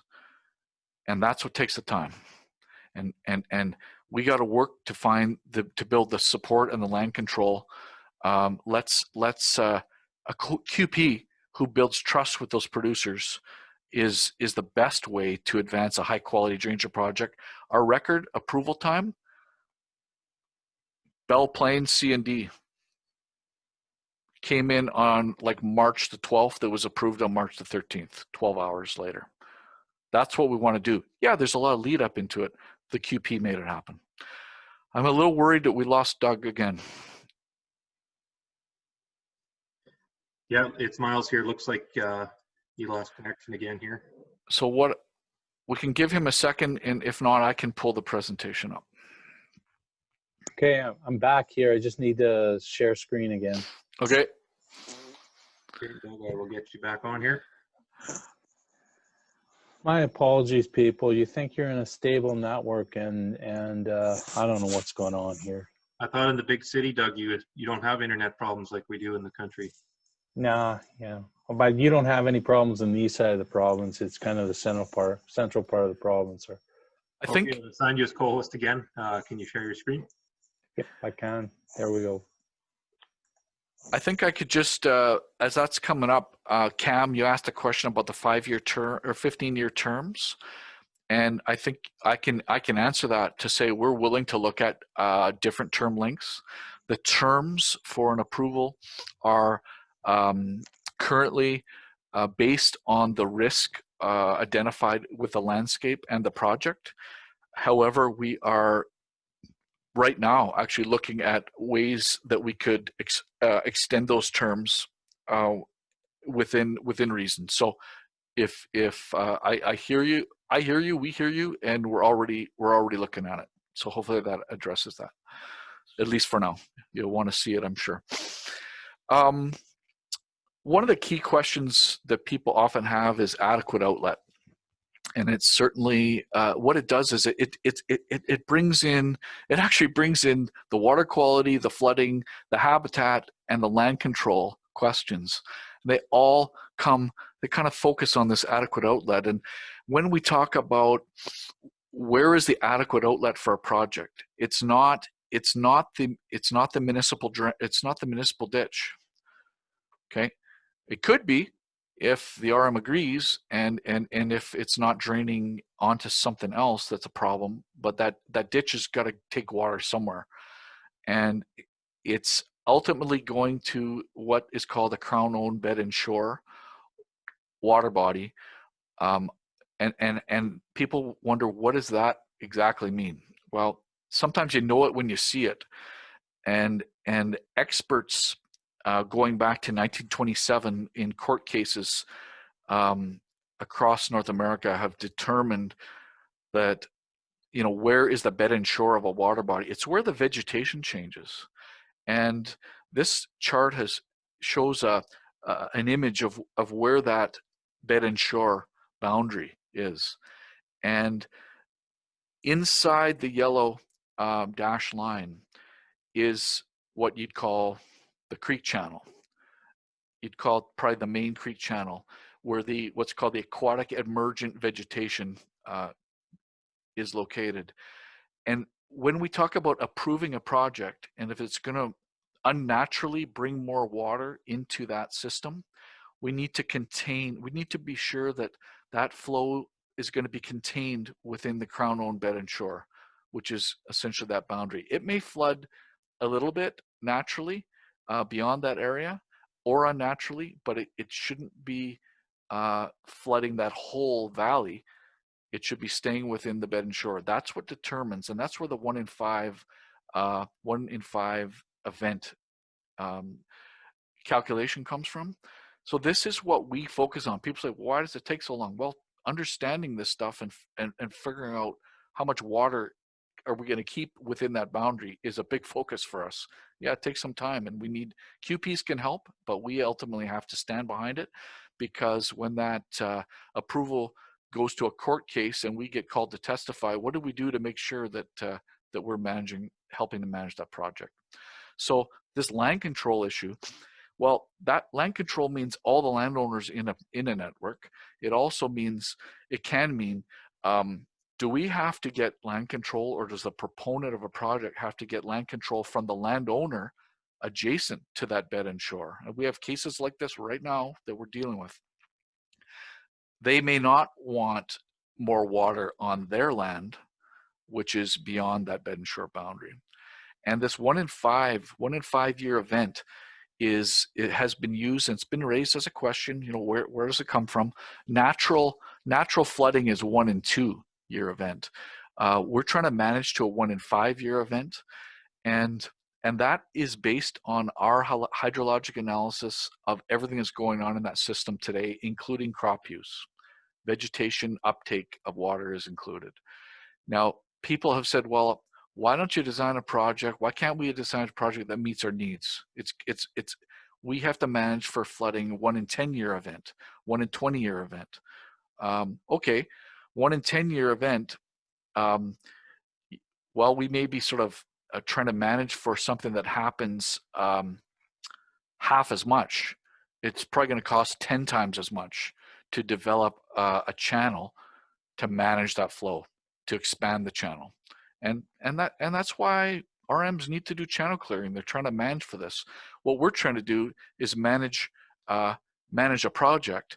And when a C&D is building a 1 in 10 year channel, and they may excavate that creek and make it bigger, and with our approval and a proper aquatic habitat approval in place, it's to create a larger adequate outlet, or to create an adequate outlet. And that's why C&D projects usually cost a lot of money, and that's why they are shared amongst many producers. So just managing a network project that isn't a C&D, that isn't involving building anything, we go for 1 in 5. Yeah, 1 in 10 for a C&D, we're building something bigger. So that's why there's a difference. What about securing that land control? What about when there's a landowner at the bottom who doesn't want the flooding, is worried about the flooding, or is next to that crown-owned bed and shore, and they don't want to be part of the project? Well, we're looking at some options on this, and we're working with some partners and some projects to find some answers. We don't have it all figured out. It's kind of a case-by-case basis, but we are prepared to do perhaps a little more than we have in the past. Next slide, please. How can FSA help? How can the members help? How can the organization help? I'm going to talk just in a second about the redesign of the Ag Water Management branch. We're working to make sure that the redesign, the purpose of it is to improve consistency, make sure we have enough resources devoted to drainage, both approvals and complaints. And we know you're going to hold us to account. I heard this on a call last night, that I'm going to be held to account. And you know what? I'm up for the challenge. And we're up for this new relationship working together, and it's transparency. So give us a chance, and then trust and verify. Let's see how it goes. I know what I have to do. We're already working with the SCDA on a number of projects, and they're advancing a bunch. And I know there's a few SCDA folks on the call here. We're working on a few projects, and we're trying to plant some seeds that are going to grow into future C&D approvals with them. We have this agreement that is really starting to bear some fruit, and we're really proud of that relationship, and we're working closely with those folks every 2 weeks. And I know that we're going to be working closely with that FSA more than we have in the past. We think that you could help us in identifying some future projects, in helping to sell a vision that we agree works. We need your help to get that trust, and I just want to highlight, you know, in around Churchbridge and Langenberg and Calder and Blackbird and Smith Creek. I mean, we're doing some interesting things, and we've been really having some very positive discussions over the last year and even the last number of weeks and days. And I think it's going to result in more demonstration projects, and maybe some more, like Blackbird, for example, people saying, where is it? Why isn't it done? We're on the verge of getting the first approval together on that project pretty shortly. And all the things we've talked about have been holdups, and we hope that I know that we're going to have the first one come in, and I believe it's happened everywhere else in the province. We get one network done, the neighbors around are saying, I'm ready, when can I have one? So it's going to happen, and I feel it's going to happen, and I want to make it happen. We could use your help in helping to identify where are some of the projects that we could advance. Where could we test some of these things that your members are frustrated with? I think we're on the verge of a couple up that way. Next. I want to talk about the RFA process. We've heard complaints from both petitioners and respondents and other key stakeholders, I think, who are also all on this call today. What are we doing about the complaint process? What is water security doing to make it better and deal with the concerns, and also be fair to all involved? And there's quite a internal review on RFAs going on right now, and we can certainly talk more about it when we're ready, but it's coming, and it's in line with the message Sean and Tim started off with, and Patrick. More to come, but it's coming quickly. Next, please, would be our redesign. And I just have one slide here. You can't see all the boxes. It's the simple message is water security. The former 5 regional offices we took what we had. We took all the people. We took all the managers. And then we embarked on a journey of transition and change, and we have to respect the environment we are in, which is a unionized environment. So we have to move carefully and cautiously and fairly for those staff. And where we're at as of October 1st is we have what's called the Agricultural Water Management Branch. I'm the director of it. We have a North approvals section, and that's led by Andre Bishko out of Nipawin. And we have a South approval section that's led by Julie Lefebvre out of Yorkton. So the province is divided north and south, and north is essentially Saskatchewan River Basin, north of Saskatoon, and south is everything else, including the Quills. And down along the east side, down to the U.S. border, and all the way actually out past Swift Current also. The third section is called Compliance Assurance, and that is a province-wide unit based out of North Battleford, led by Adam Antoine. And the focus there is to deal with the RFAs that come in a consistent way, in a streamlined way, in a logical and fair way for all involved. And so the objective of this whole redesign is to make sure that we are being consistent across the province. Yes, there's some differences in terms of risk management and landscape risk that may result in some different ways an approval different conditions on an approval, essentially. But we want the whole process to look and feel and be consistent and quality, and also fast and fair. I think that's where we're at. Oh, and I think the other key part of the redesign is the program advancement section, which is led by Corey White. And that unit is focused on supporting the rest of us, supporting the whole branch on policy development and technical support, and a link to communications and legal that's very important. And again, for consistency and for quality, and they will be auditing us. We're currently in the middle of a provincial auditor review right now on the program right now, like today. As if we don't have other things to do, we have that going on. It's very busy. What we've done to prepare for that is to actually pre-audit our files and make sure that they are what we want them to be. So we're proud to submit this work to them, and we hope that the next auditor's report will show that we've made some progress, hopefully in line with what I've said. And yeah, we'll probably hear some more changes and improvements we're going to need to make from them as we're hearing from you. So I think that's all I have to say.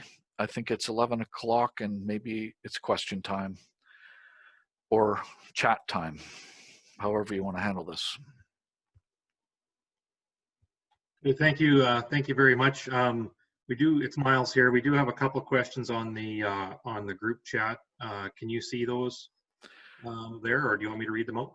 I got them here. Yeah. I think I'll try and understand if I got them right here. Christian, Blair, I can't fully understand the question. How I guess it's how long are the approval terms, and hopefully we talked about that. Currently, up to 15 years. Some can be 25.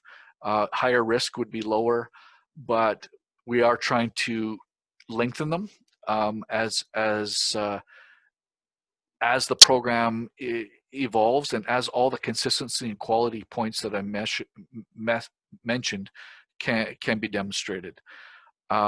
Christian, despite the increase in approvals, new technology numbers should be higher. Okay, seems like we should have done a better job. Okay, fair enough.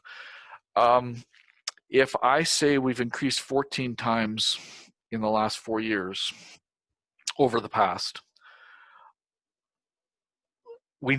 could we sustain that?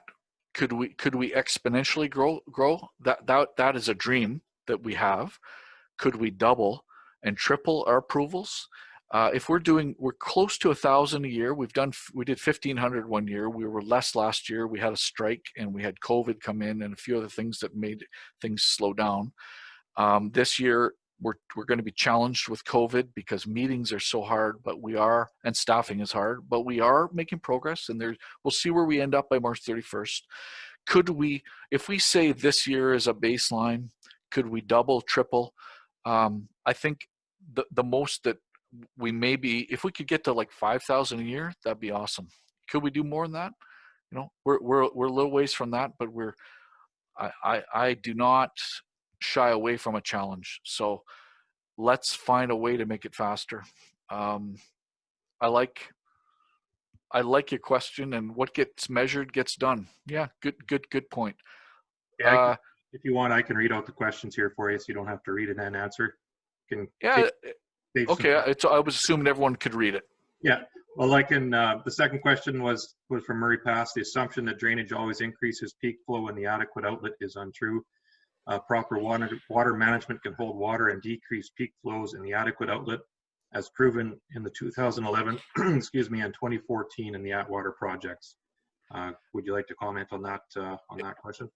Exactly correct, Murray. Yes, a well-coordinated, well-managed project with flow controls can actually can reduce peak flows, and does. And that we would like to see more stable flows as long as downstream infrastructure doesn't get to be a problem, like RM culverts icing up in the spring. We hear about that one. So no, I'm not assuming that peak flow is always the case. However, historically, drainage projects starting in the Red River Valley in Manitoba at the turn of the century were intended to drain water as fast as possible off the land. And that was the strategy of C&Ds and organized drainage and drainage districts across the prairies until the 1970s. And as the government started getting out of funding those projects and designing those projects, we went into the 80s of quiet time and the 90s of trying to pick it back up again. And here we are.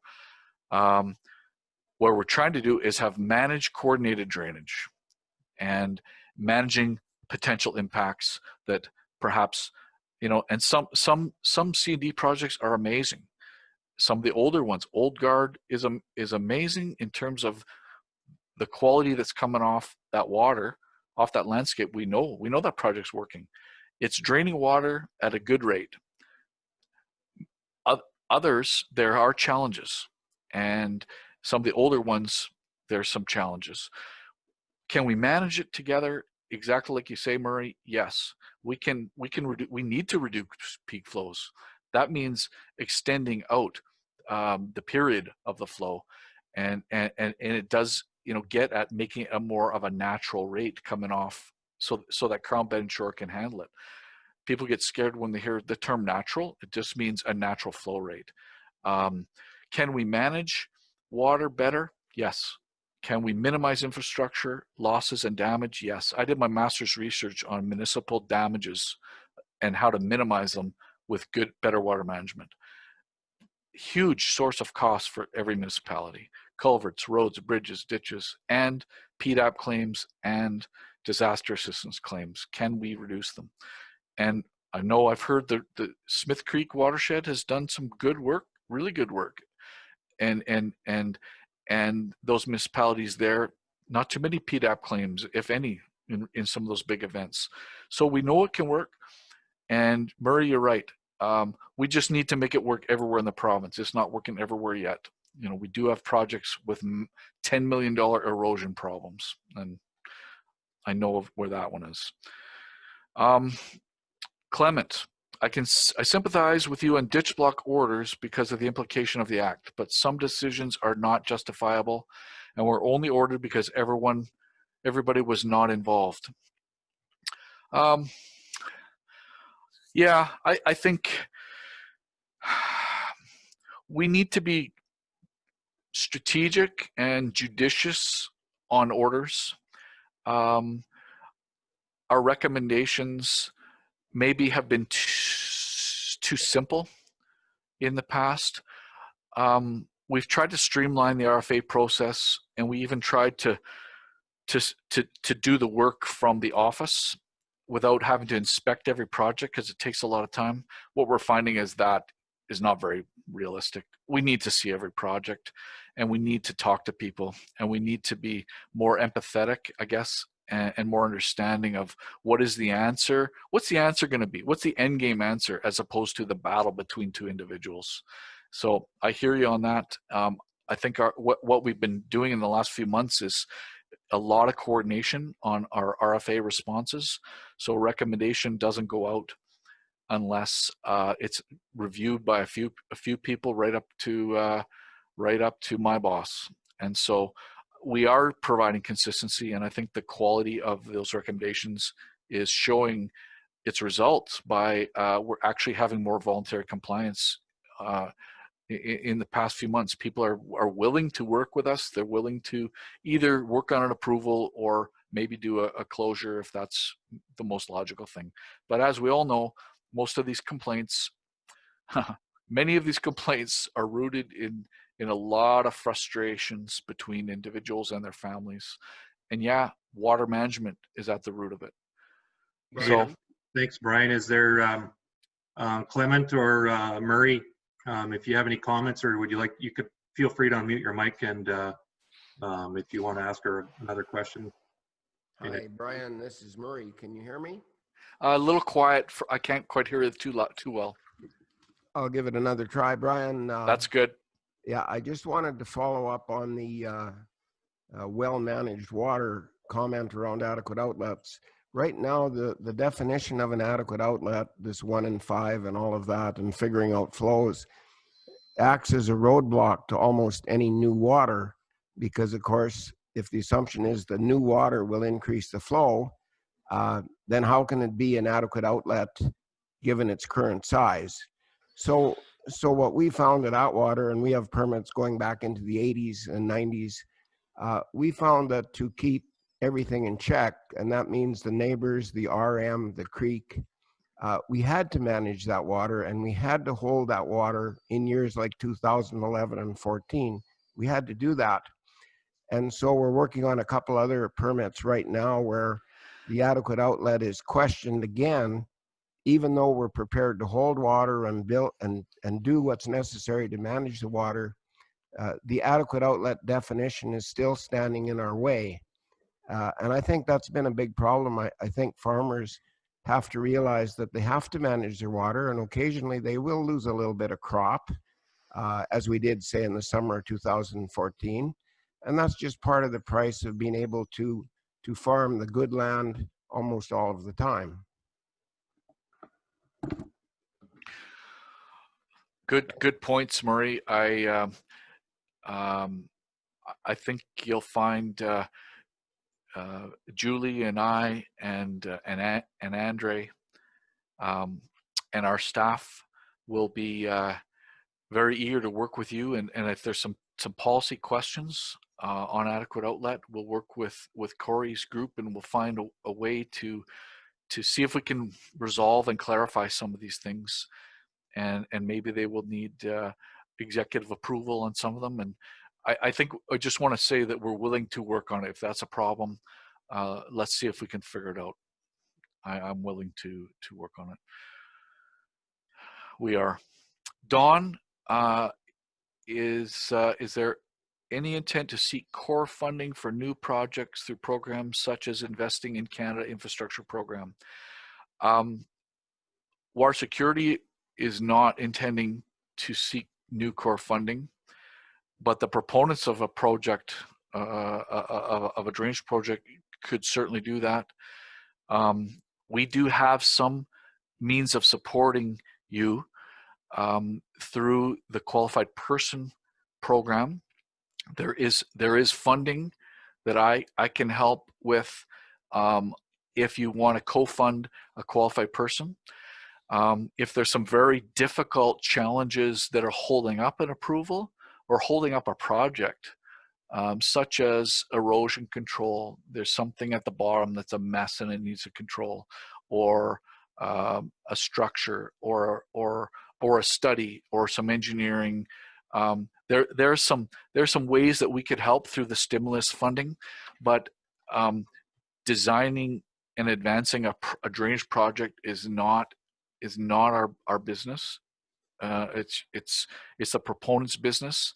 There are also some support through the engineering design that's available through Ministry of Agriculture, the Ag Environment Group Farm Plan, and there is also co-funding available through Ministry of Agriculture, individual farm plan stuff for design of flow controls on farm, and some of that can be coordinated at the larger group level, and we can work together with agriculture on some of that stuff.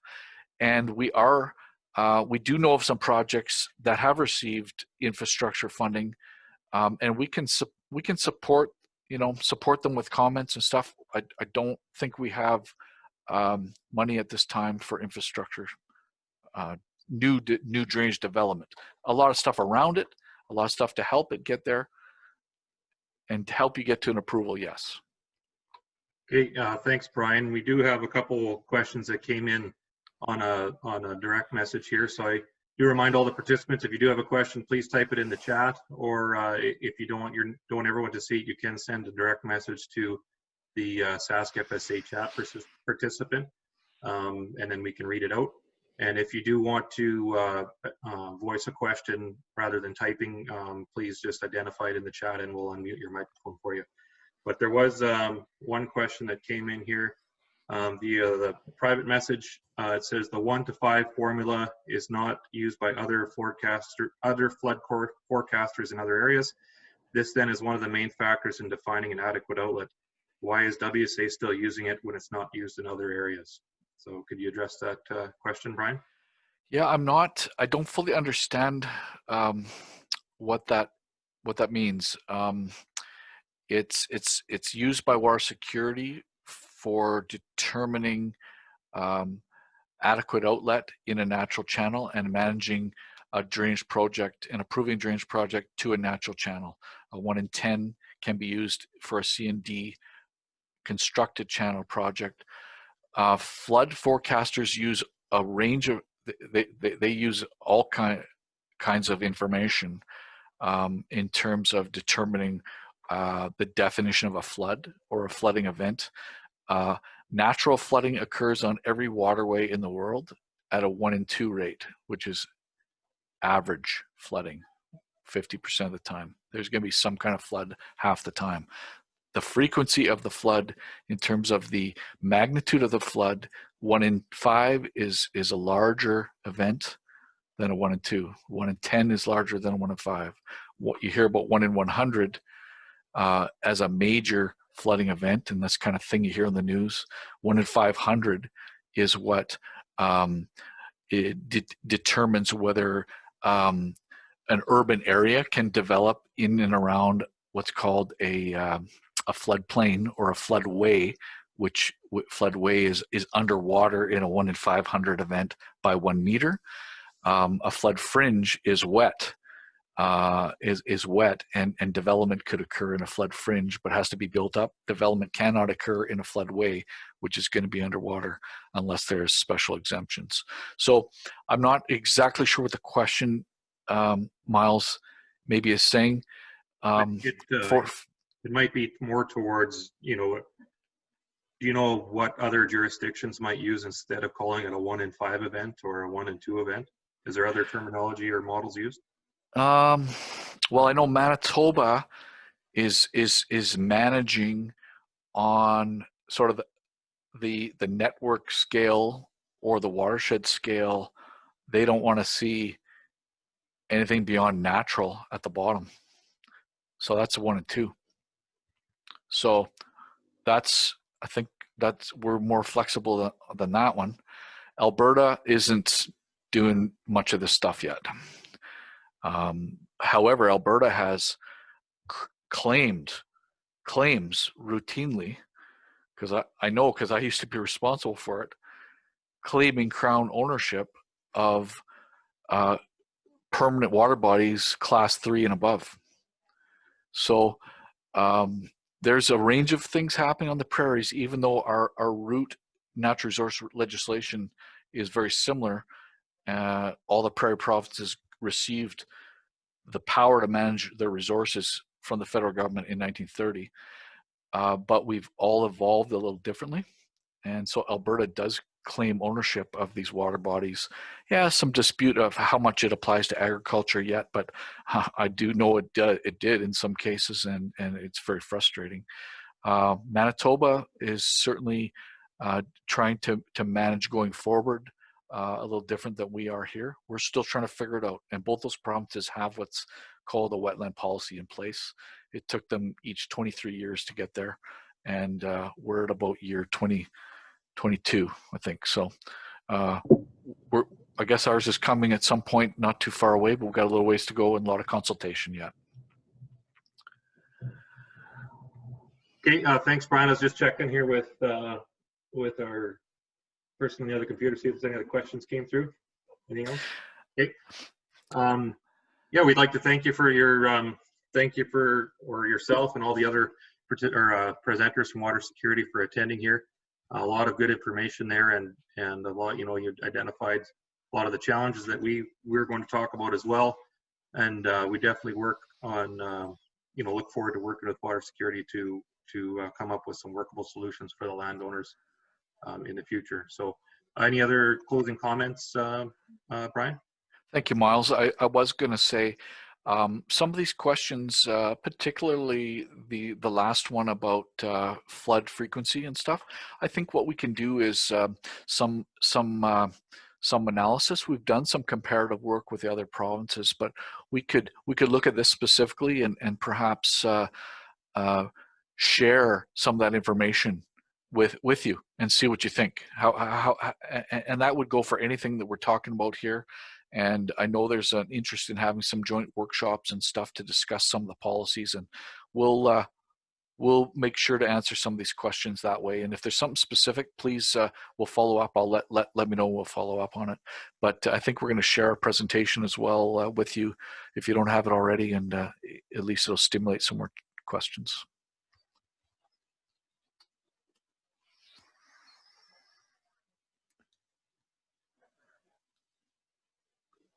Okay, thank you very much. And you know, we'd appreciate the copy, you know, the presentation here as well. And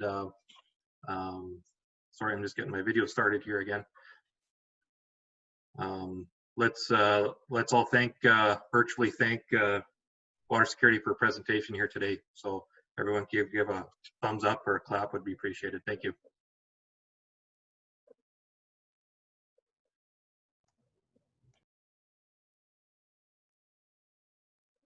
Okay, well, we're rolling through the morning here fairly well. It's 11:20 here. We don't have a lot left.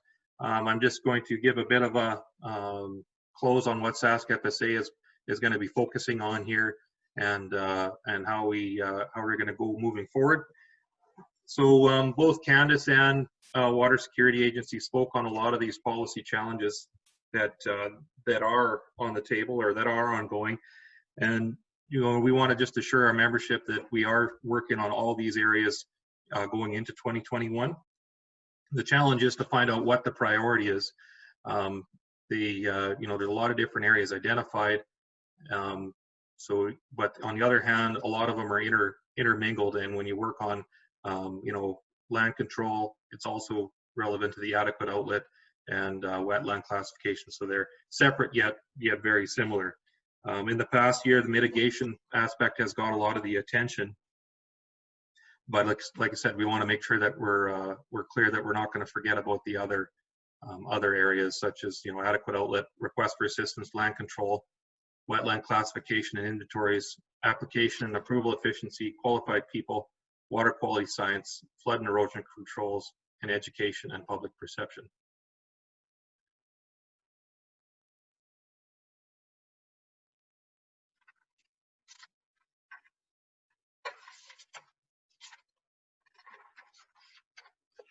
You know, and our message going into this year is going to remain, you know, the same, quite simple.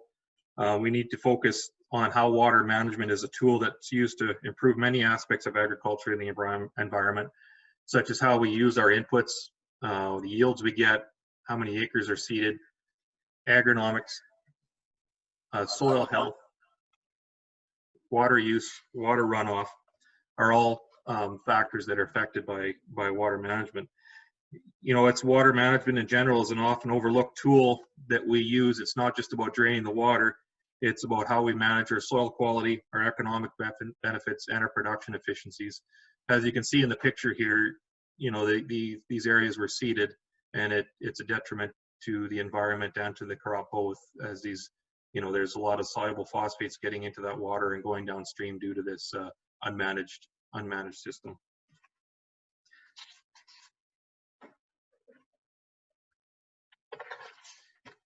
You know, SaskFSA also, you know, us as a board, we also realize the importance of communication, especially, you know, in years like this when we're socially distanced and we can't see each other on a regular basis. I know hauling grain here the last couple of weeks, it's, you know, I'm kind of missing the gross elevator coffee, even just because you can't go in and see people. You just, you know, dump your grain and leave. So, you know, we realize the importance of communication, that we need to keep communicating with our members through this time.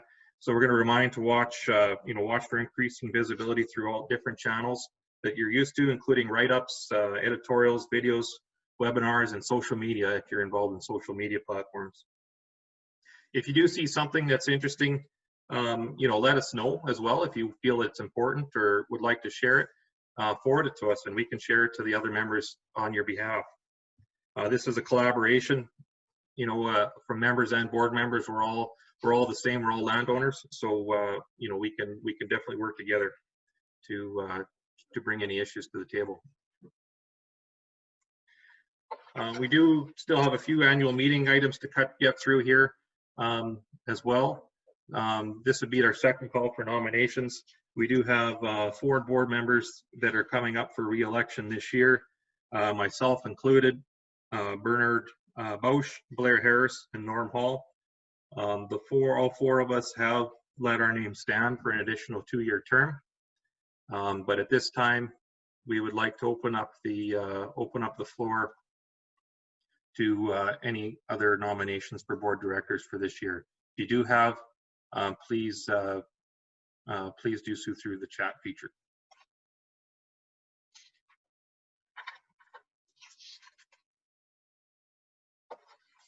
Anything, Kyle? Very quiet. Cool.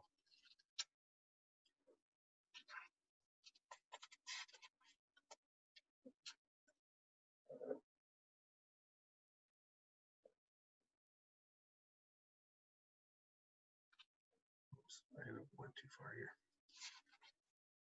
How about back up, Dennis? I just went back one too many slides. We got chat features popping up here too, so I'm just trying to get it moved. There we go.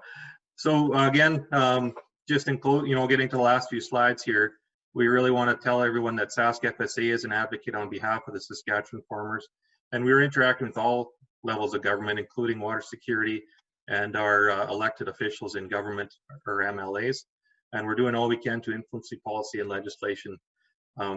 You know, we are quite active in this, but that doesn't mean that individuals or you know, people on their own. It's certainly a help when the voice or the story comes from multiple sources. So if you do have, you know, feel free to contact water security or your MLA on your own as well.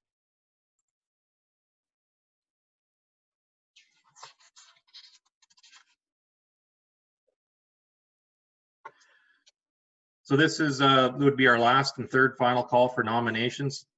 This picture here is just an appreciation of Martin Forrester, our board director that is resigning from the board here this year. This is a picture of him putting in some drainage tile and in the Yorkton area. So it's always nice to see an old versatile pulling on a newer tractor to help it out. So is there a third and final call for nominations for board directors? And the good news is, if you don't feel that you're get nominated here today, we can take on board directors throughout the year. And in the past, we have had a few people that have been interested come up to a couple meetings and then decide from there if they want to stay on as a permanent board director or not. Just a reminder, these presentations and presentation and our focus group report will be available on SaskFSA.ca. Our Twitter handle is @SaskFSA, and if you're tweeting about water management products, please use the hashtag #BestWhenManaged.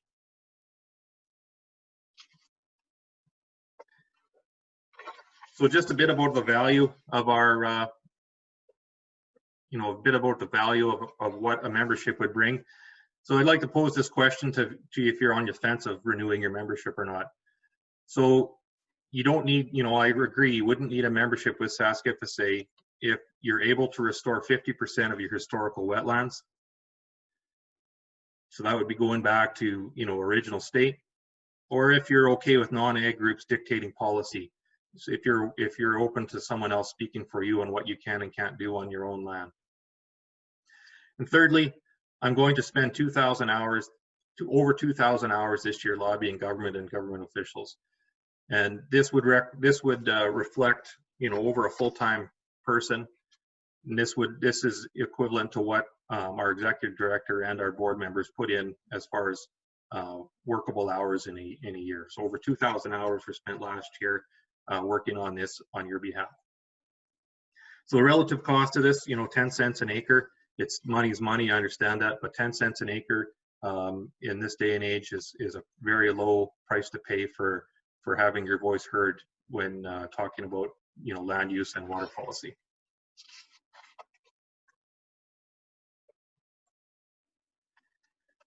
So what we really feel, you know, the board really feels going forward is that, you know, in the future, this is where we'd like to end up, but we really feel that the Saskatchewan water management projects will be transformational in this province.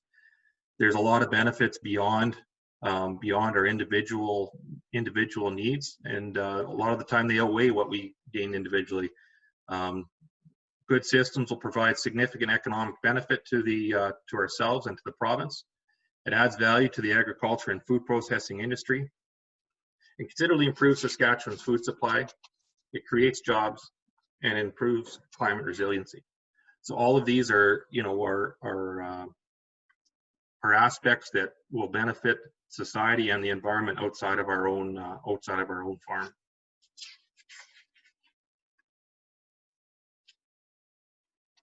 So with that, if there's, you know, we're pretty well closed up here.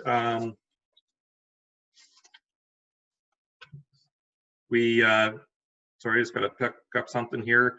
In addition to the Friends of Farm Stewardship that I mentioned earlier, I neglected to mention some other RMs that have been Friends of Farm Stewardship.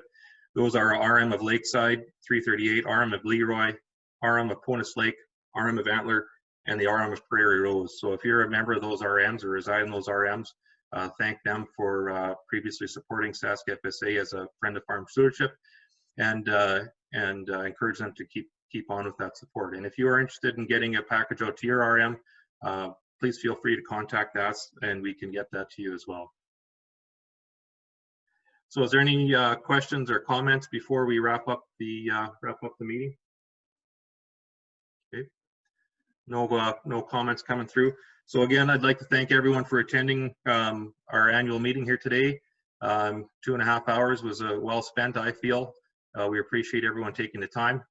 Watch your inboxes for your membership renewals coming up for the new year, and also new events that will be coming throughout the year. At this time, again, I guess final order of business would be to ask for someone to adjourn the meeting, and we can do that through the chat feature.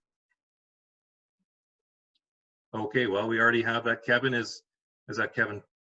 Kevin Pop? Yeah. Sorry, did we have a motion? No. We have a motion to adjourn.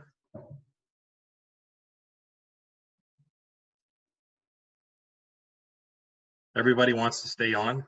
The good news is here today that SaskFSA has some budget surplus, so the bar is open after the meeting. So we welcome everyone to stay for a drink afterwards. Okay, well, thank you very much, everyone. Looks like we have a call for adjournment sent privately here. So we thank everyone and look forward to seeing everyone in person next year. Thank you.